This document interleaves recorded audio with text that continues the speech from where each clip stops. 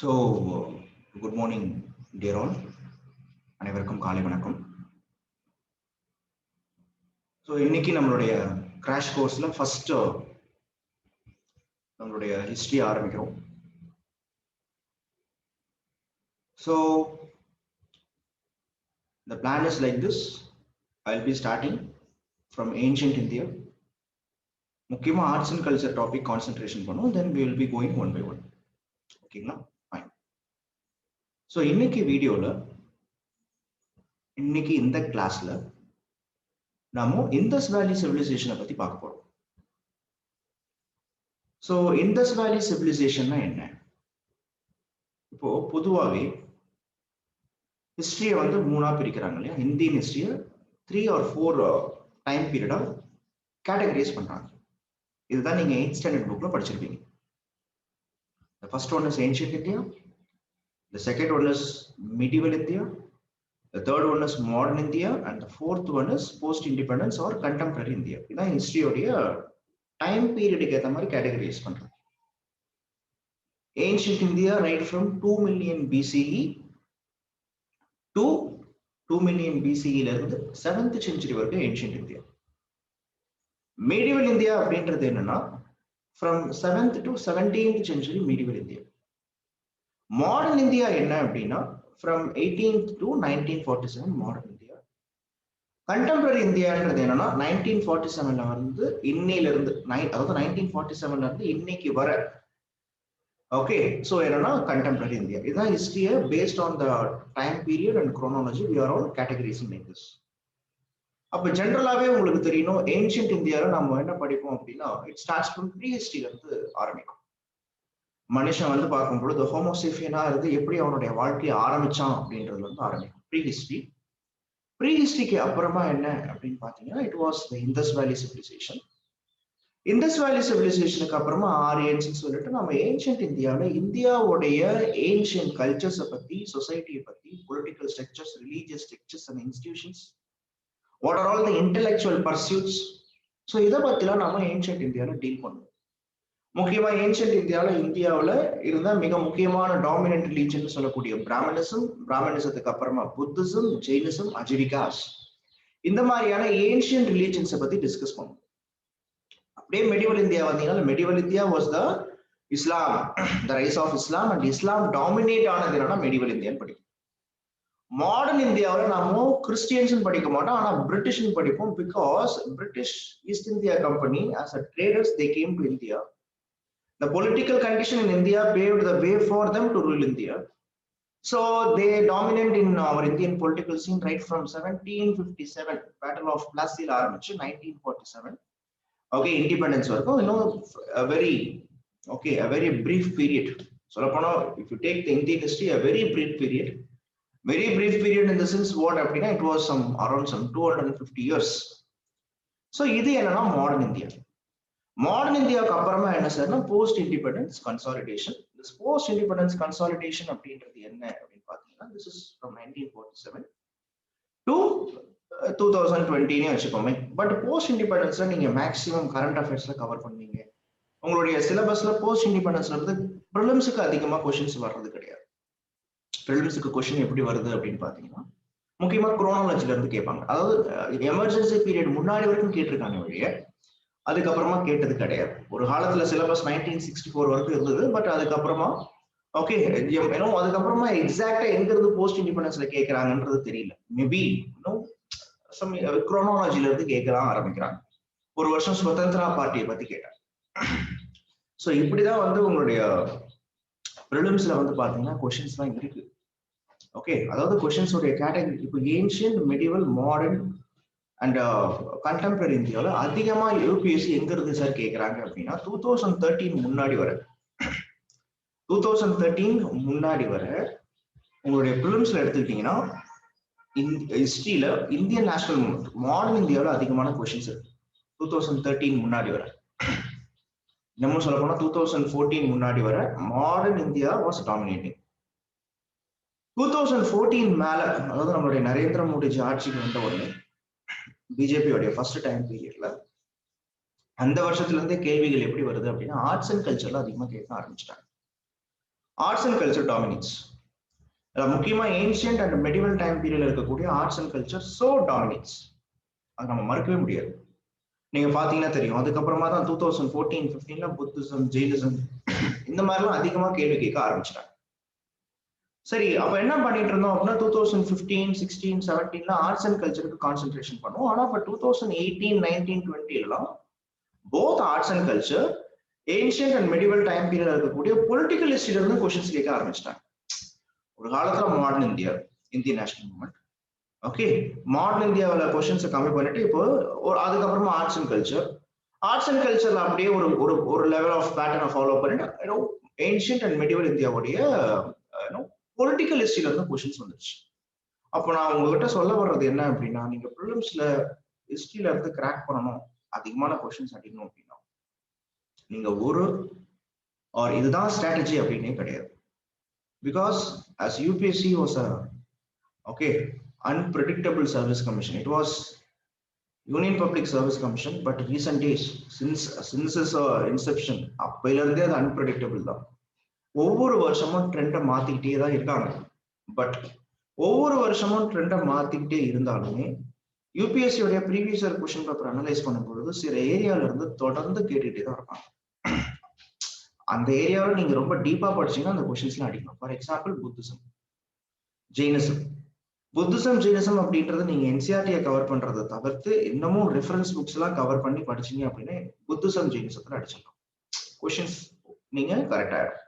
அப்போ UPSC பாத்தீங்கன்னா அதே பாருங்க, ஒவ்வொரு 2014, 15, 16, 17, 18 ஒவ்வொரு வருஷமும் எய்தர் புத்திசம் ஆர் ஜெயினிசத்துல இருந்து ஒரு கொஸ்டின் இருக்கும். நாமளும் புத்திசம் ஜெயினிசம் படிப்போம், பட் எப்படி படிப்போம்ன்றதான் இம்பார்ட்டன்ட். எந்த அளவுக்கு டீப்பா போய் படிக்கிறோம். முன்னெல்லாம் புத்திசம் ஜெயினிசத்துல இருந்து ஈஸியா புத்தா எங்க பிறந்தாரு, மகாவீர் எங்க பிறந்தாருலாம் கேட்டாங்க, பசங்க படிச்சுட்டாங்க. இப்ப பசங்க ரொம்ப காம்படிட்டிவா இருக்கிறதால, UPSC ரொம்ப அன்பிரடிக்டபிளா இருக்கிறதால கொஸ்டின்ஸ் ரொம்ப டீப்பா போய் கேட்கறாங்க. யாருமே ஆன்சர் பண்ண முடியாத அளவுக்குலாம் ரொம்ப டீப்பா போயிடுறாங்க, கோர் ஹிஸ்டரியில போயிடுறாங்க. ஆப்ஷனல் ஸ்டூடெண்ட்ஸுக்கே ரொம்ப கஷ்டமா தான் இருக்கு ஹிஸ்டரி. அப்போ இந்த மாதிரி இருக்கும் பொழுது நாம ஹிஸ்டரி சப்ஜெக்ட்ல ஒரு 15-20 மார்க் 20 கொஸ்டின்ஸ் நம்ம அட்டென்ட் பண்ணணும் அப்படின்னும் போது கொஞ்சம் எக்ஸ்ட்ராவே ஒர்க் போட வேண்டியதா இருக்கு. ஓகே, ஸோ அதனால இந்த கிராஷ் கோர்ஸ்ல நான் பண்ண மாடல் என்ன அப்படின்னு பாத்தீங்கன்னா, ஓகே, எது ப்ரீவியஸ் இயர்ல அதிகமா கேட்டிருக்காங்களோ, அண்ட் இன்னொன்னு நிறைய பேர் புரிஞ்சுக்க மாட்டாங்க, ஹிஸ்டரியில கரண்ட் அஃபேர்ஸ்ல இருந்து ஹிஸ்டரியில கொஸ்டின்ஸ் மாட்டுது.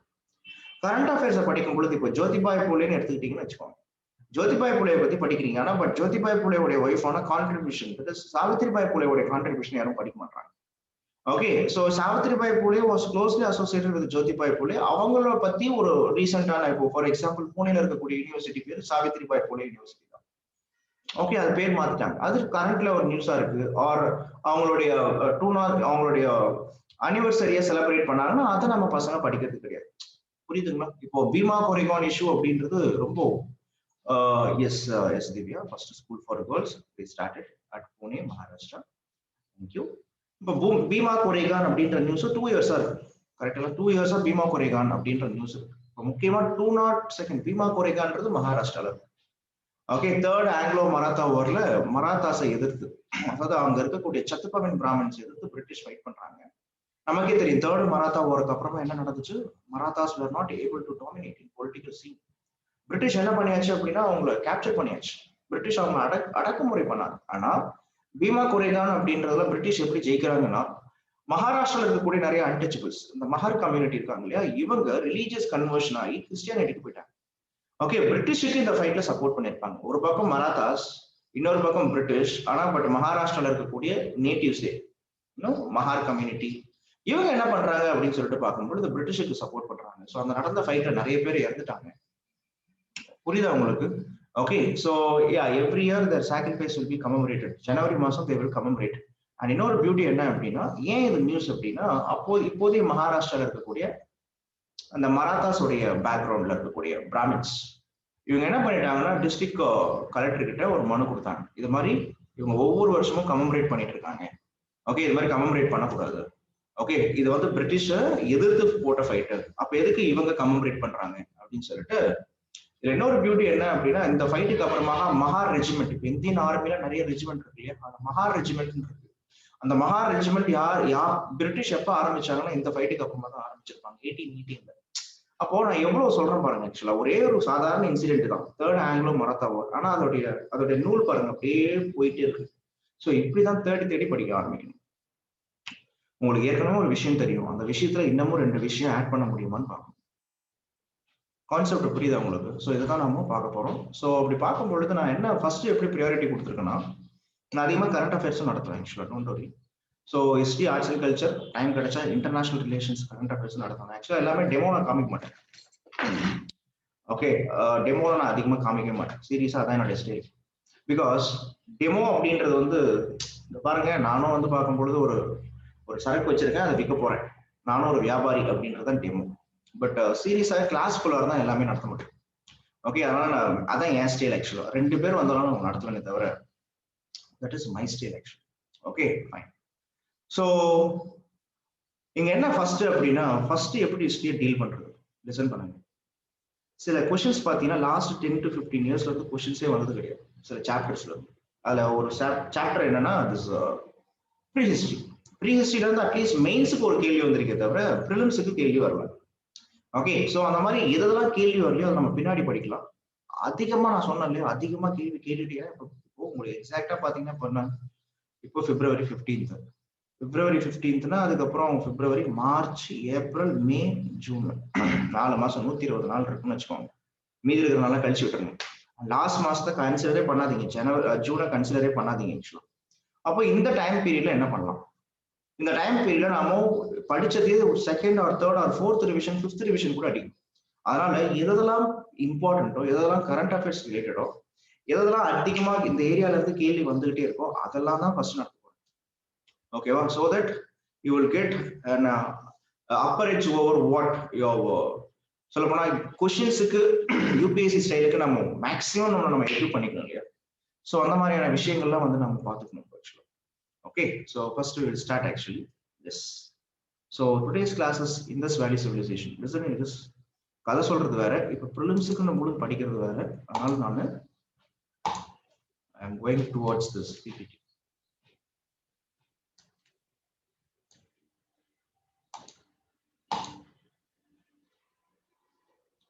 ஸோ இண்டஸ் வேலி சிவிலைசேஷன் அப்படின்னு எடுத்துக்கிட்டீங்கன்னு வச்சுக்கோங்க, you know the story. Indus valley civilisation அப்படின்றது 19th செஞ்சுரியோட செகண்ட் ஹாஃப் வரைக்குமே யாருக்குமே இந்த மாதிரி ஒரு சிவிலைசேஷன் இருக்குன்னே தெரியாது. 19ஆவது நூற்றாண்டுடைய 2ஆம் பாதியில தான் இந்த மாதிரி ஒரு சிவிலைசேஷன் இருக்கும் அப்படின்றத கண்டுபிடிச்சாங்க. எக்ஸாக்டா இந்த சிவிலைசேஷனை எக்ஸ்கவேஷன் பண்றதுக்கு ஆரம்பிச்சது யாரு அப்படின்னா, was a British officer, Alexander Cunningham. So Indus Valley civilization excavation started right from 1861, and this Alexander Cunningham remembered, this fellow remembered for the establishment of Archaeological Survey of India. நல்லா புரிஞ்சுக்கோங்க, இங்கேயே 2 twist இருக்கு. He was called the father of Indian archaeology. Point number 1. Archaeological Survey of India established பண்ணது இவருடைய time பீரியட்ல தான். He was the chairman, first chairman of it. But Lord Curzon பீரியட்ல என்ன படிப்பீங்க அப்படின்னா, லார்ட் கர்சன் பீரியட்ல தான் the Ancient Monument Protection Act அப்படின்றத பத்தி படிப்பீங்க. அப்போ உங்களுக்கு கன்ஃபியூஷன் வர்றது என்ன அப்படின்னா, இப்போ John Marshall, okay, John Marshall வந்து பார்க்கும் பொழுது ஜான் மார்ஷல், மார்டிமர் வீலர் அப்படின்ற 4 ஆப்ஷன் கொடுத்திருப்பாங்க. Who was the father of Indian archaeology? Alexander Cunningham, John Marshall, Mortimer Wheeler, Lord Curzon அப்படின்னும் பொழுது நீங்க சதக்குன்னு போய் லார்ட் கர்சன்லாம் டச் பண்ணக்கூடாது, or John Marshall or Mortimer வீலர்லாம் டச் பண்ணக்கூடாது. நீங்க டச் பண்ண வேண்டியது யாரு சார் அப்படின்னா, மிஸ்டர் அலெக்சாண்டர் கன்னிங்ஹாம். ஏன்னா இந்தியாவில் okay, Indians lacks in historical sense 1861க்கு மேலதான், especially the present of Pakistan, இந்த முல்தான், லாகூர், இந்த ரீஜன்ல for the building of for the construction of roadways, railways, when they tried to dig the land, they found some super baked quality bricks. Okay, super baked quality bricks. Okay, அப்போ இந்த மாதிரியான இந்த baked bricks பார்க்கும் பொழுது மக்கள் அந்த bricks எல்லாம் உடைச்சு அவங்களுடைய ஓன் பர்சனல் பர்பஸ்க்கு யூஸ் பண்ண ஆரம்பிச்சிட்டாங்க. But it is not right, இப்படி வேண்டாம். ஓகே, இது கரெக்ட் கிடையாது. ஸோ அலெக்சாண்டர் கன்னிங்ஹாம் தான் இந்த இடத்துல ஏதோ சம்திங் இருக்குன்னு சொல்லிட்டு எக்ஸ்கவேஷனை ஆரம்பிச்சு புஷ் பண்ணதே யாருன்னா வரும்.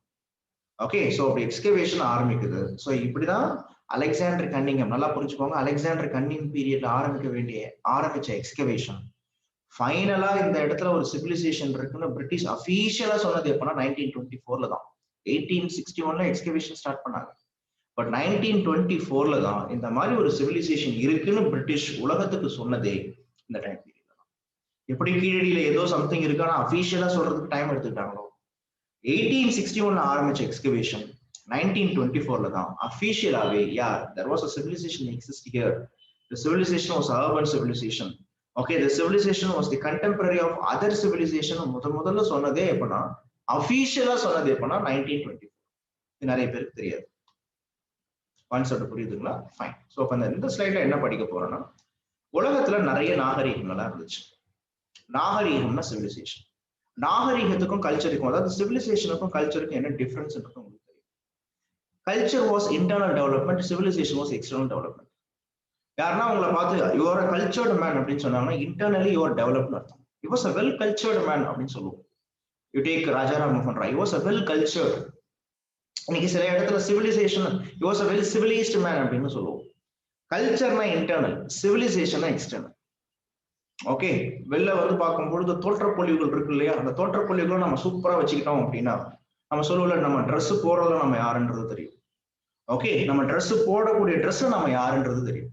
ஓகே, அதனாலதான் சொல்லுவாங்க, உணவு தடைப்படின் உயர்வு தடைப்படா, உடை தடைப்படின் உயர்வு தடைப்படும். அப்ப என்ன உங்களுக்கு புரியணும் அப்படின்னா, நம்ம போடக்கூடிய dress external development. when there was a higher level of ஒரு சொசைட்டில when there was a highest stage of development in politics, when there was a highest stage of development in economy, when there was a highest stage of development in infrastructure, that we call it as a civilization, நாகரீகம். whereas what is culture அப்படின்னு எடுத்துக்கிட்டீங்க அப்படின்னா, when a man was psychologically, when he was attained a stage of maturity psychologically. Okay, so internal level la when a stage of maturity வந்துச்சு அப்படின்னா, okay, so அவன நம்ம cultured அப்படின்னு சொல்லுவோம். அப்போ என்ன உங்களுக்கு புரியணும் அப்படின்னா, இண்டஸ் வேலி சிவிலைசேஷன் நீங்க படிக்கிறீங்க. This Indus Valley civilization was there some 5,000 years before. அந்த time பீரியட்லயே India was the country which had showed highest level of development in polity, highest level of development in intellectual pursuit, the highest level of development in economy, highest level of development in trade and commerce, and also culturally peoples were all excellent. கல்ச்சராவும் சரி, சிவிலைசேஷனாவும் சரி, மக்கள் வாழ்ந்தாங்க, இருந்திருக்காங்க. அப்போ what are all the oldest civilizations in this world? உலகத்துல பழமையான நாகரிகங்கள்னு என்னென்ன சொல்றாங்கன்னா, the oldest civilization is Mesopotamia on the bank of river Tigris and Euphrates. என்னது அந்த bank of river Tigris and Euphrates என்ன அர்த்தம்? டைகிரிஸ் அப்படின்ற நதி, யூப்ரேட்ஸ் அப்படின்ற நதி எங்க இருக்கு இன்னைக்கு? என்ன சொல்லுங்க பார்க்கலாம். where it was present. Tigris and Euphrates எங்க இருக்கு? துரை சொல்லுங்க, where is Tigris and Euphrates? Divya, Arun, where is river Tigris, where is river Euphrates?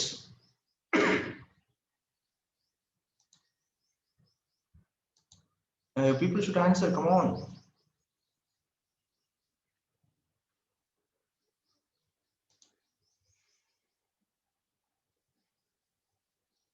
Okay, listen, in the Tigris and Euphrates, someone could mute and tell me, because chat enna paaka mudiyala. Would someone mute and tell me where is river Tigris and Euphrates? Africa, sir. Wrong. Tigris and Euphrates Africa la irukku. நீ பாத்திருக்கியாங்க?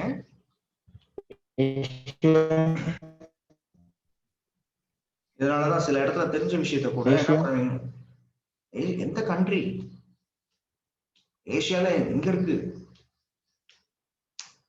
பாத்தீங்களா? உடனே திணறீங்க. இது ஒரு பேசிக்கான question.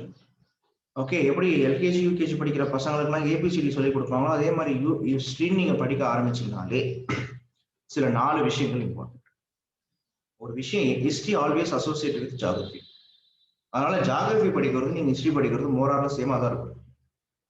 புரியுதுங்களா? சொல்ல போனா ஹிஸ்டரிக்கு geography ரொம்ப யூஸ்ஃபுல்லா இருக்கும், அண்ட் ஜியோகிரபிக்கு ஹிஸ்டரியும் ரொம்ப யூஸ்ஃபுல்லா இருக்கும். இது ரெண்டுமே அக்கா தங்கச்சி மாதிரி.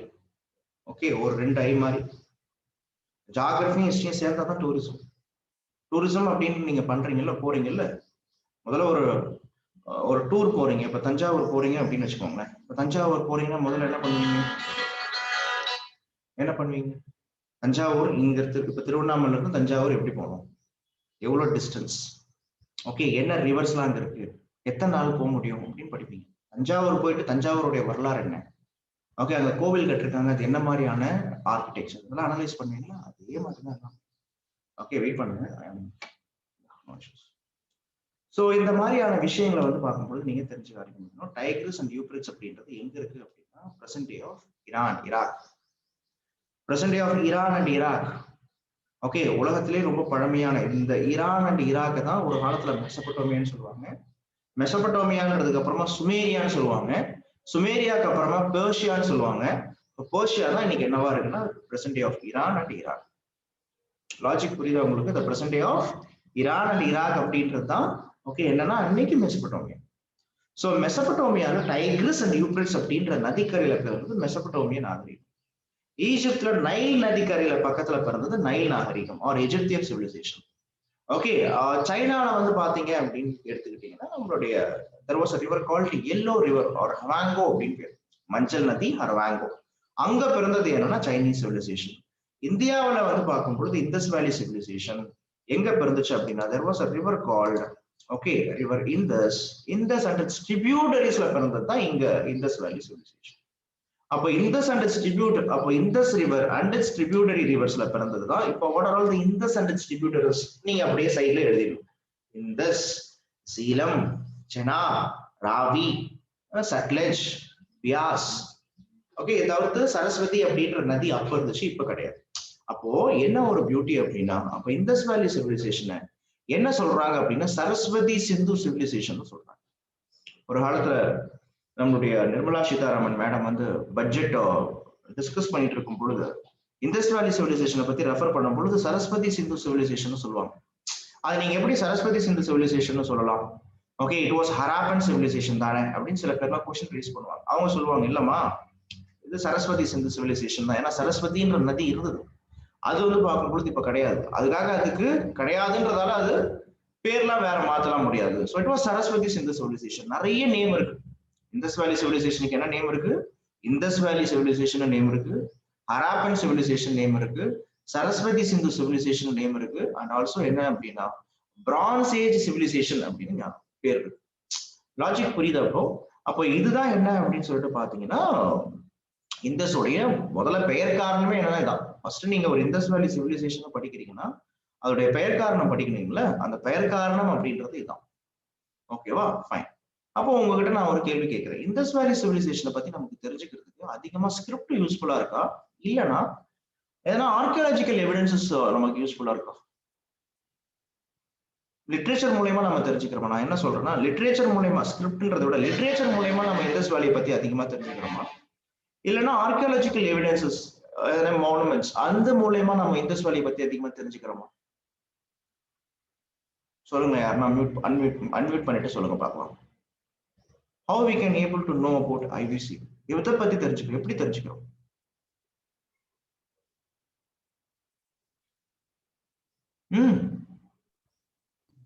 Archaeological evidence. Yes, very good. It was archaeological evidences. ரொம்ப யோசிக்காதீங்க, டக்குன்னு சொல்லுங்க. புத்தியிலேயே கற்பூர புத்தி மாதிரி இருக்கணும், டக்குன்னு பிடிச்சிக்கணும். ஓகேவா? ஸோ ஆர்கியாலஜிக்கல் எவிடன்ஸ் நீங்களே யோசிப்பாங்க, சார் இப்படி கேட்கிறாரு என்ன, ஏன்னா இந்த வேகம் தான் யூபிஎஸ்சி பிலிம்ஸ்ல வரும். ஆக்சுவலா ஆர்கியாலஜிக்கல் எவிடன்சஸ் அப்படின்னா என்னென்ன? சரி, ஓகே, நம்ம கிரானரியே படிக்கிறோம், நாம கிரேட் பாத்தை பத்தி படிக்கிறோம், அதுக்கப்புறமா சில இடத்துல ஸ்கிரிப்ட்ஸ் கூட பத்தி படிக்கிறோம். நான் சொல்றேன் பாருங்க, எவ்வளவு நைஸா சொன்ன பாருங்க, ஸ்கிரிப்ட்ஸ் பத்தி கூட படிக்கிறோம். ஸ்கிரிப்ட்ஸ் கூட இருக்கு, ஆனா அந்த ஸ்கிரிப்ட்ல என்ன எழுதி வச்சிருக்கான்னு தெரியல, அது என்ன லாங்குவேஜ் யூஸ் பண்ணானே தெரியல. அங்க எழுதியிருக்காங்க, பேசியிருக்காங்க, ஆனா என்ன லாங்குவேஜ்ல எழுதியிருக்காங்க, எந்த லாங்குவேஜ் பேசியிருக்கான்னு தெரியல. அதனாலதான் இந்தஸ் வேலியோட script we cannot able to decipher, நம்மளால புரிஞ்சுக்கவே முடியல ஆக்சுவலா. அப்போ உங்ககிட்ட கேட்கிறாங்க இந்தஸ் வேலியை பத்தி நம்ம தெரிஞ்சுக்கிறதுக்கு அதிகமா நமக்கு லிட்ரேச்சர் யூஸ்ஃபுல்லா இருக்குன்னு கேட்டா அந்த ஸ்டேட்மெண்டே தப்பு. லிட்ரேச்சர் கிடையாது, it was the archaeological evidences, excavation தான் நமக்கு யூஸ்ஃபுல்லா இருக்கு. அண்ட் இன்னொரு பியூட்டி என்ன அப்படின்னு பாத்தீங்கன்னா, இப்ப லிட்ரேச்சர் அப்படின்றது இந்தஸ் வேலியில இல்லையானா இல்ல, இருந்தாலும் நமக்கு தெரியல. ஏன்னா script pictographic script, the script of Indus Valley was what அப்படின்னா pictographic script தான் போறோம். ஓகே, சோ சித்திர எழுத்துக்கள்னு தமிழ்ல சொல்லுவாங்க. சில பேர் சொல்லுவாங்க அதுக்கு பேர் ஸ்கிரிப்ட் பேர் என்ன அப்படின்னா ரைட்ல இருந்து லெஃப்ட் போகும் சார், லெஃப்ட்ல இருந்து ரைட்ல இருந்து லெஃப்ட், லெஃப்ட்ல இருந்து ரைட். ஓகே, இப்படிலாம் சொல்லிட்டு இருப்பாங்க. ஆக்சுவலா அந்த ஸ்கிரிப்ட் பேர் என்ன சொல்ல பாருங்க. What is the script name? அது எப்படி சொல்லுவாங்க? அந்த அந்த அந்த அந்த எப்படி அந்த ரைட்ல இருந்து லெஃப்ட்ல எழுதணும், லெஃப்ட்ல இருந்து ரைட்ல எழுதணும் அப்படின்னா அது என்னன்னு சொல்லுவாங்க? ஒரு சூப்பரான டேர்ம் இருக்கு, சொல்லுங்க பாருங்க. ஆமா, பாஸ்ட்ரோபனஸ் அப்படின்றது என்ன அப்படின்னா it is the style of writing script. ஒரு ஸ்கிரிப்ட் நீங்க எழுது பாராமிக் எடுத்துக்கிட்டீங்கன்னா ரைட்ல இருந்து லெஃப்ட் எழுதுவாங்க, லெஃப்ட்ல இருந்து ரைட்டுக்கு போவாங்க. ஓகே, சோ பாஸ்ட்ரோபனஸ் பேரு நம்ம பின்னாடி நம்ம படிக்க போறோம். அது த ஸ்டைல் ஆஃப் ரைட்டிங். ஆனா பட் அது இண்டஸ் வேலியோட ஸ்கிரிப்ட் கிடையாது. இண்டஸ் வேலியோட ஸ்கிரிப்ட் என்னன்னே தெரியாது நமக்கு. It is pictographic. அப்ப இண்டஸ் வேலியை பத்தி நம்ம பெயர் காரணம் படிச்சோம். இண்டஸ் வேலியில என்ன ஒரு பியூட்டி அப்படின்னா இண்டஸ் வேலியில என்ன இருக்கு, என்ன இருக்கு? லிட்ரேச்சர் கிடையாது, அங்க லாங்குவேஜ் எல்லாம் இருந்திருக்கு, ஆனா அது என்னன்னு தெரியாது. ஸ்கிரிப்ட் இருந்திருக்கு, ஆனா அது என்ன லாங்குவேஜ்னு தெரியாது. இப்ப தமிழ்னு எடுத்துக்கிட்டீங்கன்னா எழுத்து வழக்கு, சொல் வழக்கு, பேச்சு வழக்கு எல்லாமே தமிழ் தான். கரெக்டா? we have Tamil script, we have Tamil language. But Indus வேலியில அப்படி கிடையாது. சோ அதனாலதான் இண்டஸ் வேலியை பத்தி லிட்ரேச்சர் மூலியமா நிறைய தெரிஞ்சுக்கலாம்னா கிடையாது. நீங்க ஆரியன்ஸை பத்தி லிட்ரேச்சர் மூலியமா தெரிஞ்சுக்கலாம். ரிக், யஜூர், சாம, அதர்வணன் சொல்லக்கூடிய ஆரியன்ஸ் உடைய என்ட்ரி நம்ம அவங்களுடைய வேதாஸ் மூலியமா லிட்ரேச்சர் மூலியமா தெரிஞ்சுக்கலாம். ஆரியன்ஸ் பத்தி அதிகமா ஆர்கியாலஜிக்கல் எவிடன்சஸ் கிடையாது, லிட்டரரி எவிடன்சஸ் தான். கான்செப்ட் புரியுதா? பேலன்ஸ் பண்ண தெரியுதா உங்களுக்கு எப்படி ஆன்சர் பண்ணணும்னு? சோ இதுதான் ஃபர்ஸ்ட். ஓகே, சோ இப்போ பெயர் காரணம் படிச்சோம், எப்படி நம்ம தெரிஞ்சுக்கலாம்னு படிச்சோம். அண்ட் இப்போ என்னன்னா இண்டஸ் வேலியோடைய ஜியோகிராபிக்கல் எக்ஸ்டென்ட் அப்படின்றது படிக்கணும். சோ இண்டஸ் வேலியோடைய ஜியோகிராபிக்கல் எக்ஸ்டென்ட் எடுத்துக்கிட்டீங்கன்னா அது பாருங்க, இங்க வந்து காஷ்மீர்ல மாண்டா அப்படின்னு ஒரு இடம் இருக்கு. Okay, there was a place called Manda. மண்டன் படிக்க கூடாது, அதுக்கு பேர் மாண்டா அப்படின்னு பேரு. ஓகே, இண்டஸ் வேலியோடைய நார்த்தன் மோஸ்ட் எக்ஸ்டென்ட் என்னன்னா மாண்டா தான். அண்ட் இண்டஸ் வேலியோட ஈஸ்டர்ன் மோஸ்ட் எக்ஸ்டென்ட் என்னன்னா உத்தரப்பிரதேஷ்ல அலாம்கீர்பூர் அப்படின்னு ஒரு இடம். What is it? What is it? Alamgirpur. Alamgirpur எங்க இருக்கு? உத்தரப்பிரதேஷ்ல இருக்கு. அப்ப உங்ககிட்ட கேட்பாங்க நெக்ஸ்ட் கொஸ்டின்ஸ் இப்படிதான் வரும். இண்டஸ் வேலியோடைய நார்த்தன் மோஸ்ட் எக்ஸ்டென்ட் என்னன்னா ஜம்மு அண்ட் காஷ்மீர்ல இருக்கக்கூடிய மாண்டா. இண்டஸ் வேலியோட ஈஸ்டர்ன் மோஸ்ட் எக்ஸ்டென்ட் என்ன அப்படின்னு பாத்தீங்கன்னா அலாம்கீர்பூர், உத்தரப்பிரதேஷ். அண்ட் இண்டஸ் வேலி சிவிலைசேஷனுடைய சதர்ன் மோஸ்ட் எக்ஸ்டென்ட் அப்படின்றது என்ன அப்படின்னு சொல்லிட்டு பாத்தீங்கன்னா இந்த இடத்துல தைமாபாத் அப்படின்னு ஒரு இடம், மகாராஷ்டிரால தைமாபாத். தைமாபாத் மகாராஷ்டிரால என்ன இருக்கு? தைமாபாத் இருக்கு. ஓகே, அண்ட் இந்த இடத்துல பாத்தீங்கன்னா லெஃப்ட் மோஸ்ட் எக்ஸ்டென்ட் பாத்தீங்கன்னா சுட்கா ஜெண்டரோ அப்படின்னு இடம் இருக்கா. இது வந்து சுட்கா ஜெண்டரோ அப்படின்றது எங்கன்னா மக்ரான் கோஸ்ட் அப்படின்னு சொல்லுவாங்க. பாகிஸ்தானுக்கும் ஈரானுக்கும் இருக்கக்கூடிய பவுண்டரி ரீஜன் தான் அந்த மக்ரான் கோஸ்ட் அப்படின்னு பேரு. மக்ரான் கோஸ்ட் அப்படின்னு பேரு ஜியோகிராஃபில. ஓகே, சோ அந்த இடத்துல இருக்கக்கூடிய ஒரு பிளேஸ் என்னன்னா சுட்கா ஜெண்டரோ. சுட்கா ஜெண்டரோ அப்படின்னு படிப்பீங்க நீங்க. சோ இதை நீங்க மனப்பாடம் பண்றீங்க. ஓகே, அப்படியே படிங்க பார்க்கலாம். சொல்லுங்க, what is the northern most extent? Natarajan, tell me what is the northern most extent? Natarajan, Punita, Priya, come on, unmute and say what is the northernmost extent of Indus Valley? Indus Valley. Yeah, it was Manda. What is the easternmost extent? What is the easternmost extent? Alamgirpur. Alamgirpur. What is the southernmost extent? Daimabad. Daimabad. அங்க ஆக்சுவலா வந்து பார்க்கும் பொழுது பகத்ராவ் அப்படின்னு கொடுத்திருக்காங்க, but Daimabad தான் எக்ஸாக்டா. And western most எக்ஸ்டென்ட்னா Macron கோஸ்ட்ல சுட்கா ஜெண்டரோ அப்படின்ற ஒரு பிளேஸ். அப்போ உங்களுக்கு என்ன புரியணும்னா இங்க பாருங்க, இப்ப இண்டஸ் வேலி சிவிலைசேஷன் அப்படின்னு நீங்க படிக்கும்போது this are all the extend. அப்ப எந்தெந்த நாட்டுல எல்லாம் இண்டஸ் வேலி சிவிலைசேஷன் அப்படின்றது எக்ஸ்டென்ட் ஆயிருக்குன்னா the present day of India and Pakistan, Afghanistan. புரியுதுங்களா? இது நீங்க போக கூடாது, தஜிகிஸ்தான், கிர்கிஸ்தான், உஸ்பெகிஸ்தான்லாம் போக கூடாது, அங்கெல்லாம் கிடையாது. சொல்ல போனா அதெல்லாம் சென்ட்ரல் ஏஷியன் கண்ட்ரிஸ். நீங்க ஜியோகிராபிக்கல்ல பாத்தீங்கன்னா அங்க அதிகமான ரிவர்ஸ் கிடையாது. ஓகே, சோ இந்த இடத்துல இருக்கிறது என்னன்னா ரிவர்ஸ். ஓகே, இண்டஸ் வேலி சிவிலைசேஷன்ல இந்த இடத்துல இருக்கக்கூடாது. நீங்க பாருங்க, there are so many rivers were all there present. Okay, அப்போ இந்த ரீஜன் தான் the present day of India and Pakistan. Okay, சொல்ல போனா இந்த இடத்துல தான் என்ன ஆயிருக்கு அப்படின்னா there was a okay exactly some 5000 years before Indus Valley civilization. ஒன்னோட நடத்துறேன், வெயிட் பண்ணுங்க. exactly some 5000 years before, இன்னில இருந்து ஒரு 5000 வருஷத்துக்கு முன்னாடி ஓகே ஒரு சூப்பரான ஒரு சிவிலைசேஷன், ஒரு நாகரிகம் அப்படின்றது இந்த இடத்துல இருந்திருக்கு. புரியுதா? ஃபைன். ஸோ நெக்ஸ்ட் என்னன்னா டிஸ்கவரி. இதுதான் நான் ஏற்கனவே சொல்லிட்டேன். The symbols and inscriptions on the artifacts of the people of the Indus Valley civilization, which have been interpreted by some scholars as a writing system, remained undeciphered. Yes, it's a Yes. All that we can know of the civilization to date comes from the physical evidences. Only because of the archaeological evidences, we can able to, by excavation, by physical evidences only, we are able to decipher what was there. Okay, we have the best is given with the discovery of its remains in the 19th century Common Era. James Lewis and Charles Mason, a deserted East India Company soldier, was instrumental behind the excavation of Indus Valley sites. It was his interest to coin collection and ending up in discovery of Harappa in 1829.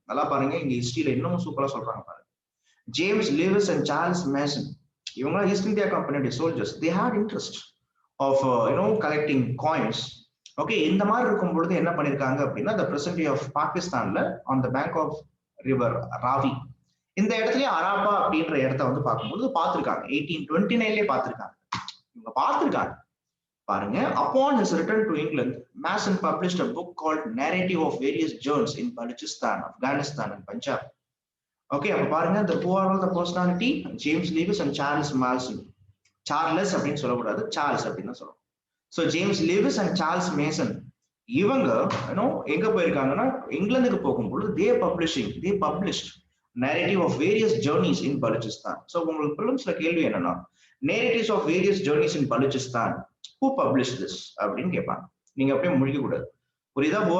overall they it was Mr. James Lewis and Charles Mason, in which how wrongly attributed Harappa city to Alexander the Great. Okay, நல்லா புரிஞ்சுக்கோங்க. இங்க என்ன ஒரு beauty அப்படின்னா this fellow was saying that Alexander attack அப்போ வந்து he linked Alexander with Harappan city. It was because of the Alexander the Great Harappa city was destroyed. இந்த மாதிரியான கதைலாம் இருந்ததுங்க. Okay, the book attracted the attention of the British authorities in India and especially Alexander Cunningham, the founder of Archaeological Survey of India, present day of ASI. Cunningham began excavations of this site and published his interpretations in 1875, in which he identified and named the Indus script. But this was incomplete and lacked definition because Harappa remained isolated with no connection to any of the known past civilization. So Alexander Cunningham, he started deciphering it, but he cannot able to decipher fully. சொல்லப்போனா இந்த ஸ்கிரிப்ட பத்தி அவர் decipher பண்ண ஆரம்பிக்கிறாரு, but இவரால எதுவும் முடியல actually. After him, the archaeological works around Harappa thereafter lagged for 3 decades with no major excavation until Lord Curzon pushed through the Ancient Monument Preservation Act or the Ancient Monument Protection Act அப்படின்னு சொல்லுவாங்க. Okay, and appointed John Marshall. அப்ப புரியுதா? இந்த இதுக்கு விதை போட்டது யார் சார்னா அலெக்சாண்டர் கன்னிங்ஹாமா இருந்தாலும் ஓகே அந்த விதை முளைக்கும் பொழுது அதை அழகா பாதுகாத்து தண்ணி ஊத்துனது யார் சார்னா lord Curzon and John Marshall. So Marshall ordered the site to be fully excavated, and at about the same time heard of another site some miles away, which the local people referred as Mohenjo-daro, that is the Mount of Death. Harappa அப்படின்ற side பாகிஸ்தான்ல இருக்கு, லாகூர்ல இருக்கு. லாகூர் that is on the bank of river ராவில இருக்கு. So Harappa இருக்கிறதுக்கு பக்கத்துலயே கொஞ்ச நேரம் ஹராப்பாவை கடந்து போனீங்கன்னா there was another site called Mohenjo-daro. Mohenjo-daro means the people referred as the Mount of Death, இறந்தவர்களின் மேடு. Okay, so because of the bones, animals and humans, okay, their bones were all found there. So along with the various artifacts, இதான் என்ன பண்றாரு அப்படின்னா excavation ஆரம்பிக்கிறாங்க. So இப்படிதான் என்ன ஆச்சுன்னா one of the ரெண்டு மிக முக்கியமான பர்சனாலிட்டிஸ் பத்தி படிக்க போறோம். Number one is இந்த டைம் பீரியட்ல பிரிட்டிஷோடைய இந்த எக்ஸ்கவேஷன் நடக்கும் பொழுது there are 2 personalities started to come in. ஒருத்தர் நேம் என்ன அப்படின்னு பாத்தீங்கன்னா தயாராம் ஷாஹி அண்ட் இன்னொருத்தர் நேம் என்னன்னா ஆர்டி பானர்ஜி. லாஜிக் புரியுதா உங்களுக்கு? So நீங்க படிப்பீங்க who first gave a detailed ஹராப்பாவை பத்தி முதல்ல டிஸ்கவர் பண்ணது யாரு, டீடைல்ட் எவிடன்சஸ் கொடுத்தது யாரு, படிச்சது யாருன்னா it was Mr. Dayaram Shahi. And மொஹஞ்சதாரோவை பத்தி படிச்சது யார் சார் அப்படின்னா மிஸ்டர் ஆர்டி பானர்ஜி. நல்லா பாருங்க, பிரிட்டிஷ்காரங்க ஆரம்பிக்கிறாங்க ஆனா பட் இந்தியன்ஸ் அதுல எக்ஸல் ஆகுறாங்க. So excavation at Mohenjo-daro began in 1924-25. Okay, and the similarities of the two sites were recognized, thus came into being the ancient Indus Valley civilization. So this is what I am coming to say here. Logic purida, Indus Valley was officially when it was published. Indus Valley, the people know there was a civilization here. okay, existed, but when officially the British government affirmed, எப்ப அது okay சொன்னாங்க, எப்ப அது affirm பண்ணாங்க அப்படின்னு நீங்க பாத்தீங்க அப்படின்னா, ஓகே, இதெல்லாம் 1924-25 தான் பண்ணிருப்பாங்க. இந்த எவிடன்சஸ் உங்களுக்கு புரியும், புரியுதுங்களா? சோ இப்பேற்பட்ட இண்டஸ் வேலி சிவிலைசேஷன் இது based on the evidences what they collected, and now they started to categorize the Indus Valley civilization. புரியுதுங்களா? சோ இந்த இண்டஸ் வேலி சிவிலைசேஷனை எப்படி அதோடைய ரூட் என்னன்றது பாத்தீங்களா? ஃபர்ஸ்ட் யாரு? இட் வாஸ் ஓவரால் நேம் யார் இவங்க? Mister James Lewis and Charles Mason. இவங்க பப்ளிஷ் பண்ணது என்ன? narratives of various journeys in Balochistan, Afghanistan and Punjab. தான் செகண்ட் பாயிண்ட். இப்படி சொல்றது இவங்க என்ன சொல்லிட்டாங்கன்னா, Harappa the great city it was buried by அலெக்சாண்டர்னு இவங்க அதை விட்டுட்டு இருந்தாங்க. ஓகே, அலெக்சாண்டர் வந்து ரொம்ப ஹீரோ மாதிரி காமிச்சேன், ஹராப்பான்ற சிட்டியை போன் பண்ணது அலெக்சாண்டர்னு இவர் சொல்லிட்டு இருந்தாங்க. அது எப்படி அப்படின்னு சொல்லிட்டு Alexander Cunningham, the founder of ASI, he took so many measures right from 1875 onwards. Okay, he started to decipher in the script, okay, but he cannot able to decipher thoroughly. Okay, so இவருடைய பீரியடுக்கு அப்புறமா next 3 decades there was no developments in ASI. Okay, but it was Mr. Lord Curzon under the leadership of John Marshall. The excavation once again started, and here the Indians, Dayaram Shahi and R.D. Banerjee, they gave a detailed report on Harappa and Mohenjo-daro.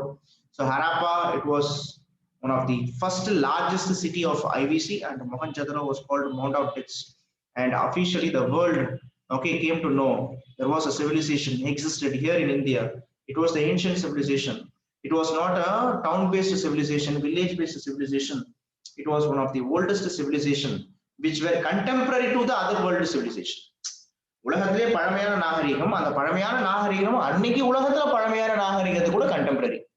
அப்படின்னா பாருங்க, உலகத்துல இப்ப நம்ம படிச்சோம்ல Mesopotamia, Sumeria, okay, அதுக்கப்புறம் இந்த Chinese, Egyptian civilisation தான் படிக்கும் பொழுது, அந்த சிவிலைசேஷன்லாம் இருக்கும் பொழுதே இருந்த ஒரு சிவிலைசேஷன் தான் ஐவிசி அப்படின்னு சொல்றாங்க. And for a kind information, IVC is not just a rural civilization, it was an urban civilization. Ultimate ஒரு விஷயம். IVC was a urban civilization. அது கிராமம் கிடையாது, அது சிட்டிஸ் அங்க நிறைய இருந்துச்சு. It's urban civilization. Got it? புரியுதா உங்களுக்கு? சோ இப்படி பார்க்கும்பொழுது இது வரைக்கும் புரியுதா? எதனா டவுட் இருக்கா கேளுங்க. இது வரைக்கும் எதனா டவுட் இருந்தா கேளுங்க. Come on. Any doubts? Shall I proceed? Any doubts? Please ask me now. Next நம்ம சப்ஜெக்ட்ல ரொம்ப டீப்பா போயிட்டே இருப்போம்.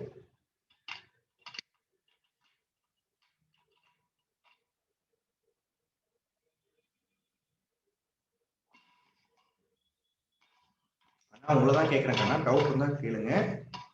ஏன்னா போலாமா? காலையிலேயே பொங்கல் சாப்பிட்டீங்களா? யாரும் ஆன்சரே பண்ண மாட்டீங்க. என்ன விஷயம்? Shall I proceed or I should stop here or I should clear your doubts, please?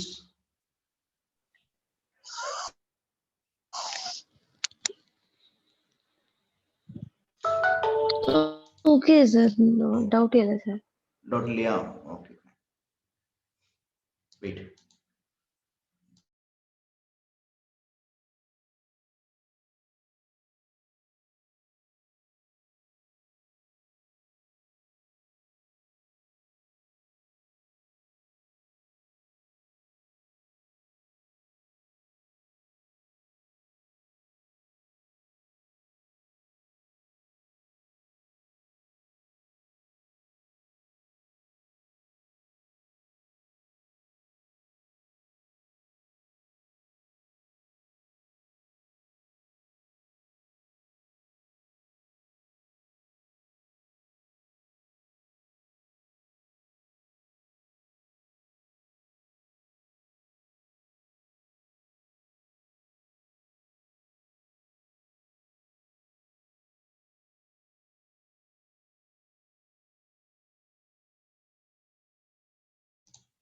பாருங்க, கொஞ்ச நாள் வீடியோ ஸ்டாப் பண்ணிடுறேன்.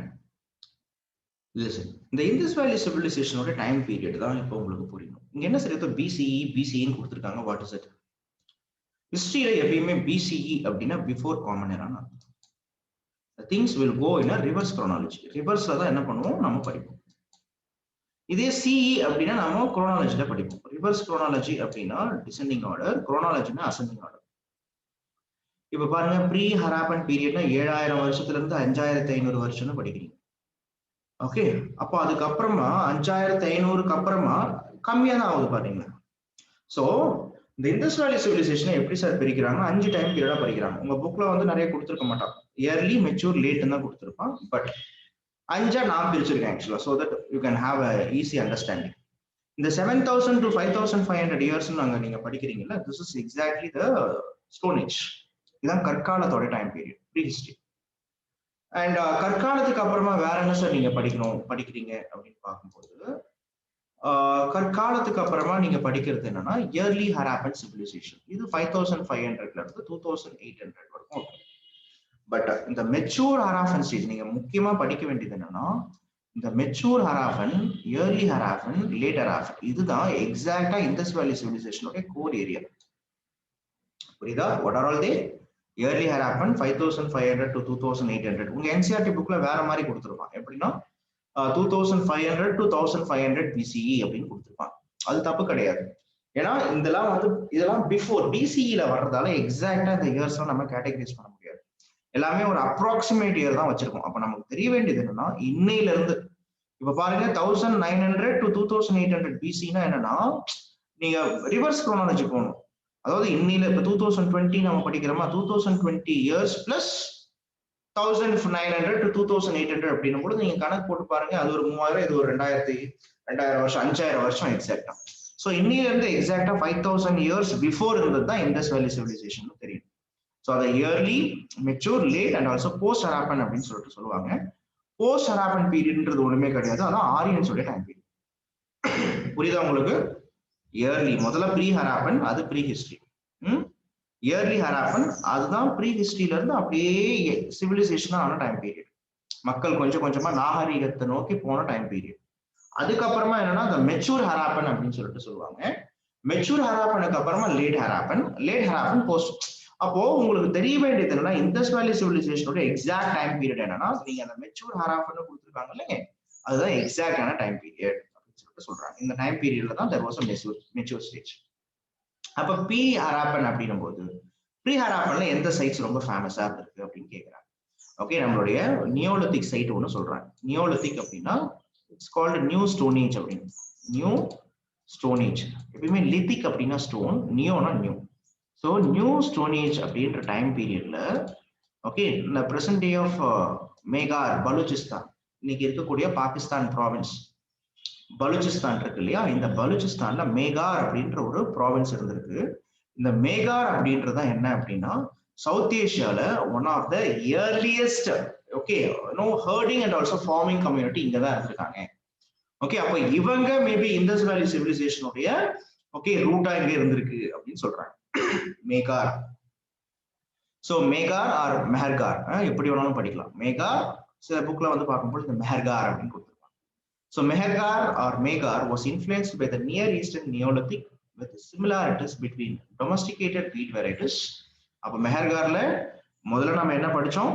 Farming community sir, herding community, அதுக்கப்புறமா டொமஸ்டிகேட் பண்ணிருக்காங்க. வீட் வெரைட்டிஸ் அப்படின்றத வந்து பார்க்கும்பொழுது கல்டிவேட் பண்ணிருக்காங்க. So early phase of farming, pottery, that is pottery, other archaeological ஆர்டிஃபேக்ட்ஸ்லாம் இங்க இருந்ததால மேபி இந்த மெஹர்கார் அப்படின்றது பின்னாடி வரக்கூடிய இண்டஸ் வேலி சிவிலைசேஷனுடைய ஒரு பயோனியரா இருந்திருக்கலாம் அப்படின்னு சொல்றாங்க. கான்செப்ட் புரியுதா? So they will ask you, they will give you in a preliminary examination, Mehergar, which site அப்படின்னு கேட்டாங்கன்னா, Mehergar it's a Neolithic site. Yes sir, of course I accept it. But Mehergar அப்படின்றது என்ன அப்படின்னு சொல்லிட்டு பாத்தீங்கன்னா நிறைய இடத்துல ஓகே நிறைய இடத்துல மெஹர்கார் அப்படின்றது என்னவா இருக்கு அப்படின்னு பாத்தீங்கன்னா பின்னாடி வரக்கூடிய இண்டஸ் வேலி சிவிலைசேஷனுடைய எக்ஸாக்டான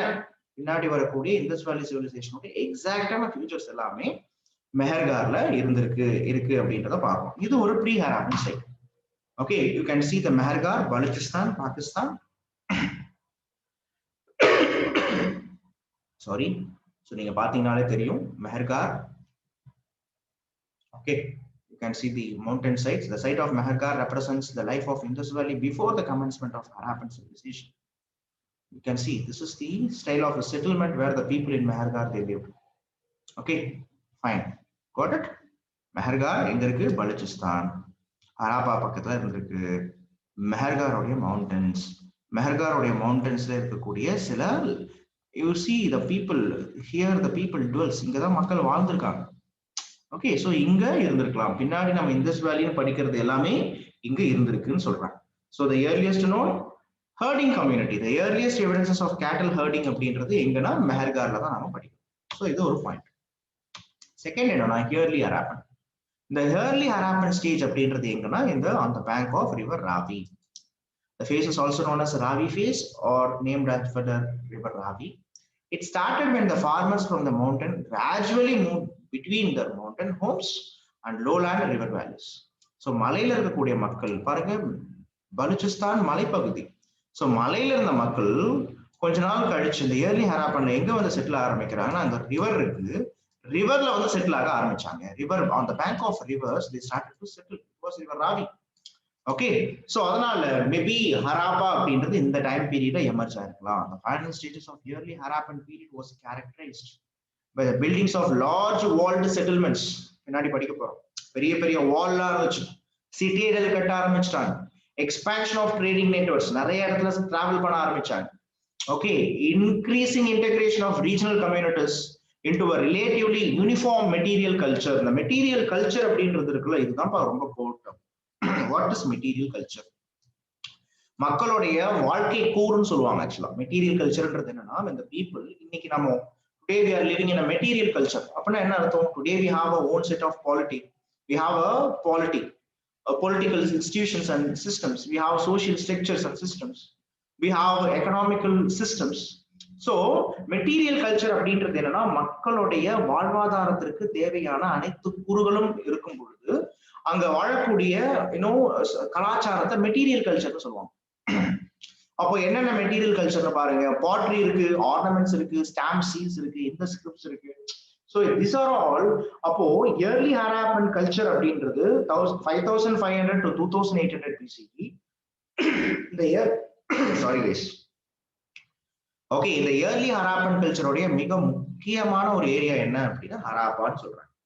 ஓகே, ஹராப்பாவுடைய எமர்ஜென்சி என்ன? இயர்லி ஹராப்பான்னு இருக்கும்போது நீங்க நோட் பண்ணிக்கலாம். It was the Harappa. எக்ஸாக்டா சொல்ல போனா ஹராப்பா அப்படின்றதோட டெவலப்மெண்ட் அப்படின்றது இந்த டைம் பீரியட்ல. அப்ப திருப்பி நீங்க நோட் பண்ண வேண்டியது என்னன்னா, the integration of regional communities.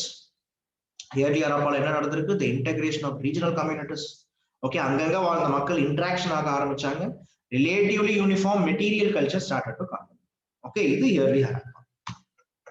And mature ஹராப்பால பாத்தீங்கன்னா எக்ஸாக்டா 2800 to 1900 தான் மெச்சூர் ஹராப்பன் கல்ச்சர் அப்படின்னு சொல்லிட்டு சொல்றாங்க. So the arrival of monsoons allowed the Indus villages to develop flood supported farming, which in turn led to the development of cities. The mature Harappan civilization was a fusion of Bagor, Hakra and Kordiji. இதெல்லாம் என்ன தெரியுமா? இதெல்லாம் Indies வேலியோடைய, நல்லா புரிஞ்சுக்கோங்க, இதுதான் உங்கள்கிட்ட ப்ரிலிம்ஸ்ல கேட்பாங்க. இந்த மெச்சூர் ஹராப்பன் கல்ச்சர் அப்படின்றதுடைய சிட்டிஸ், இந்த ஃபியூஷன் ஆஃப் பாகோர் அப்படின்றது இருக்குல்ல, இது ஒரு சிட்டி. அக்ரா அப்படின்றது ஒரு சிட்டி. கார்டிஜி அப்படின்றது ஒரு சிட்டி. இந்த கார்டிஜியோட இம்பார்ட்டன்ஸ் என்ன தெரியுமா? யாருன்னா சொல்லுங்க பார்க்கலாம். ப்ரீவியஸ் கொஸ்டின் பேப்பர்ல அனலைஸ் பண்ணிருந்தீங்கன்னா சொல்லுங்க. What is the duty or the importance of Kot Diji? யாருன்னா சொல்லுங்க பார்க்கலாம்.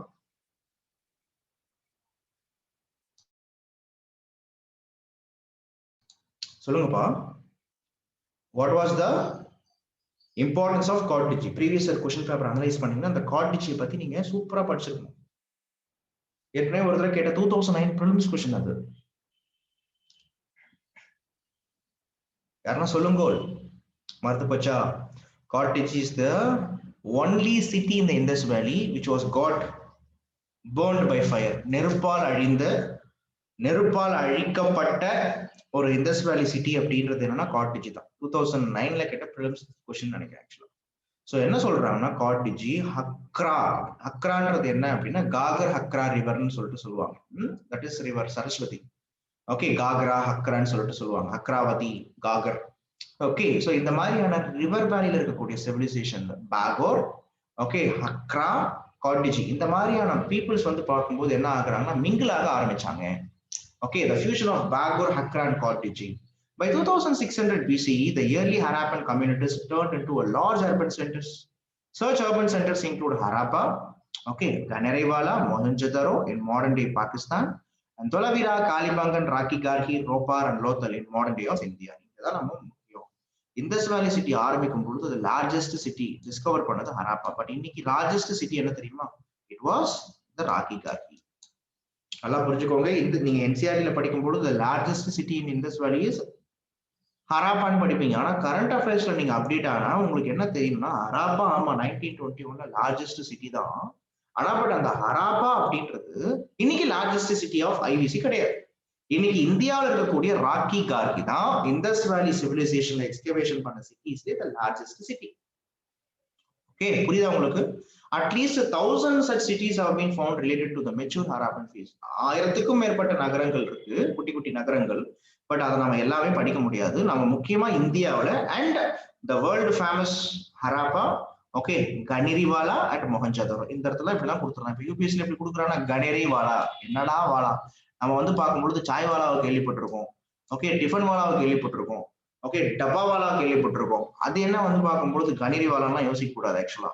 ஸோ கனேரிவாலா அப்படின்றது என்ன அப்படின்னா இன்னைக்கு இருக்கக்கூடிய பாகிஸ்தான்ல அன்னைக்கு மெச்சூர் ஹராப்பன் ஸ்டேஜ்ல இருக்கக்கூடிய ஒரு மிக முக்கியமான சிட்டி. எல்லாருக்குமே ஹராப்பா மொஹஞ்சதாரோலாம் இப்ப தெரியுது. இப்போ யூபிஎஸ்சியை வேற மாதிரி ட்ரெண்டுக்கு போயிட்டாங்க, தெரியாத ஏரியாவை கேட்க ஆரம்பிச்சிட்டாங்க. ஸோ கனேரிவாலா மண்டையில ஏத்திக்கோங்க. கனேரிவாலா எங்க இருக்கு? It was in modern Pakistan. அது எந்த stage? Whether it was pre or early Harappan or mature Harappan, it was mature Harappan. And Dholavira அப்படின்றது இன்னும் இந்தியாவுடைய குஜராத்ல, காலிபாங்கன் அப்படின்றது இந்தியாவுடைய ராஜஸ்தான்ல, ராக்கி கார்கி அப்படின்றது ஹரியானால, ரோப்பார் அப்படின்றது பஞ்சாப்ல, லோத்தல் அப்படின்றது த பிரசன்ட் டே ஆஃப் குஜராத்ல இருக்கு. லாஜிக் புரியுதுங்களா? சோ நீங்க படிக்கும் பொழுது எதெல்லாம் இந்தியாவில் இருக்கு எதெல்லாம் பாகிஸ்தான்ல இருக்குன்னு ஒரு புரிதல் தெரிஞ்சதுன்னா ஆட்டோமேட்டிக்கா உங்களுக்கு சாப்டர் ரொம்ப ஈஸியா மண்டியில ஏறும்.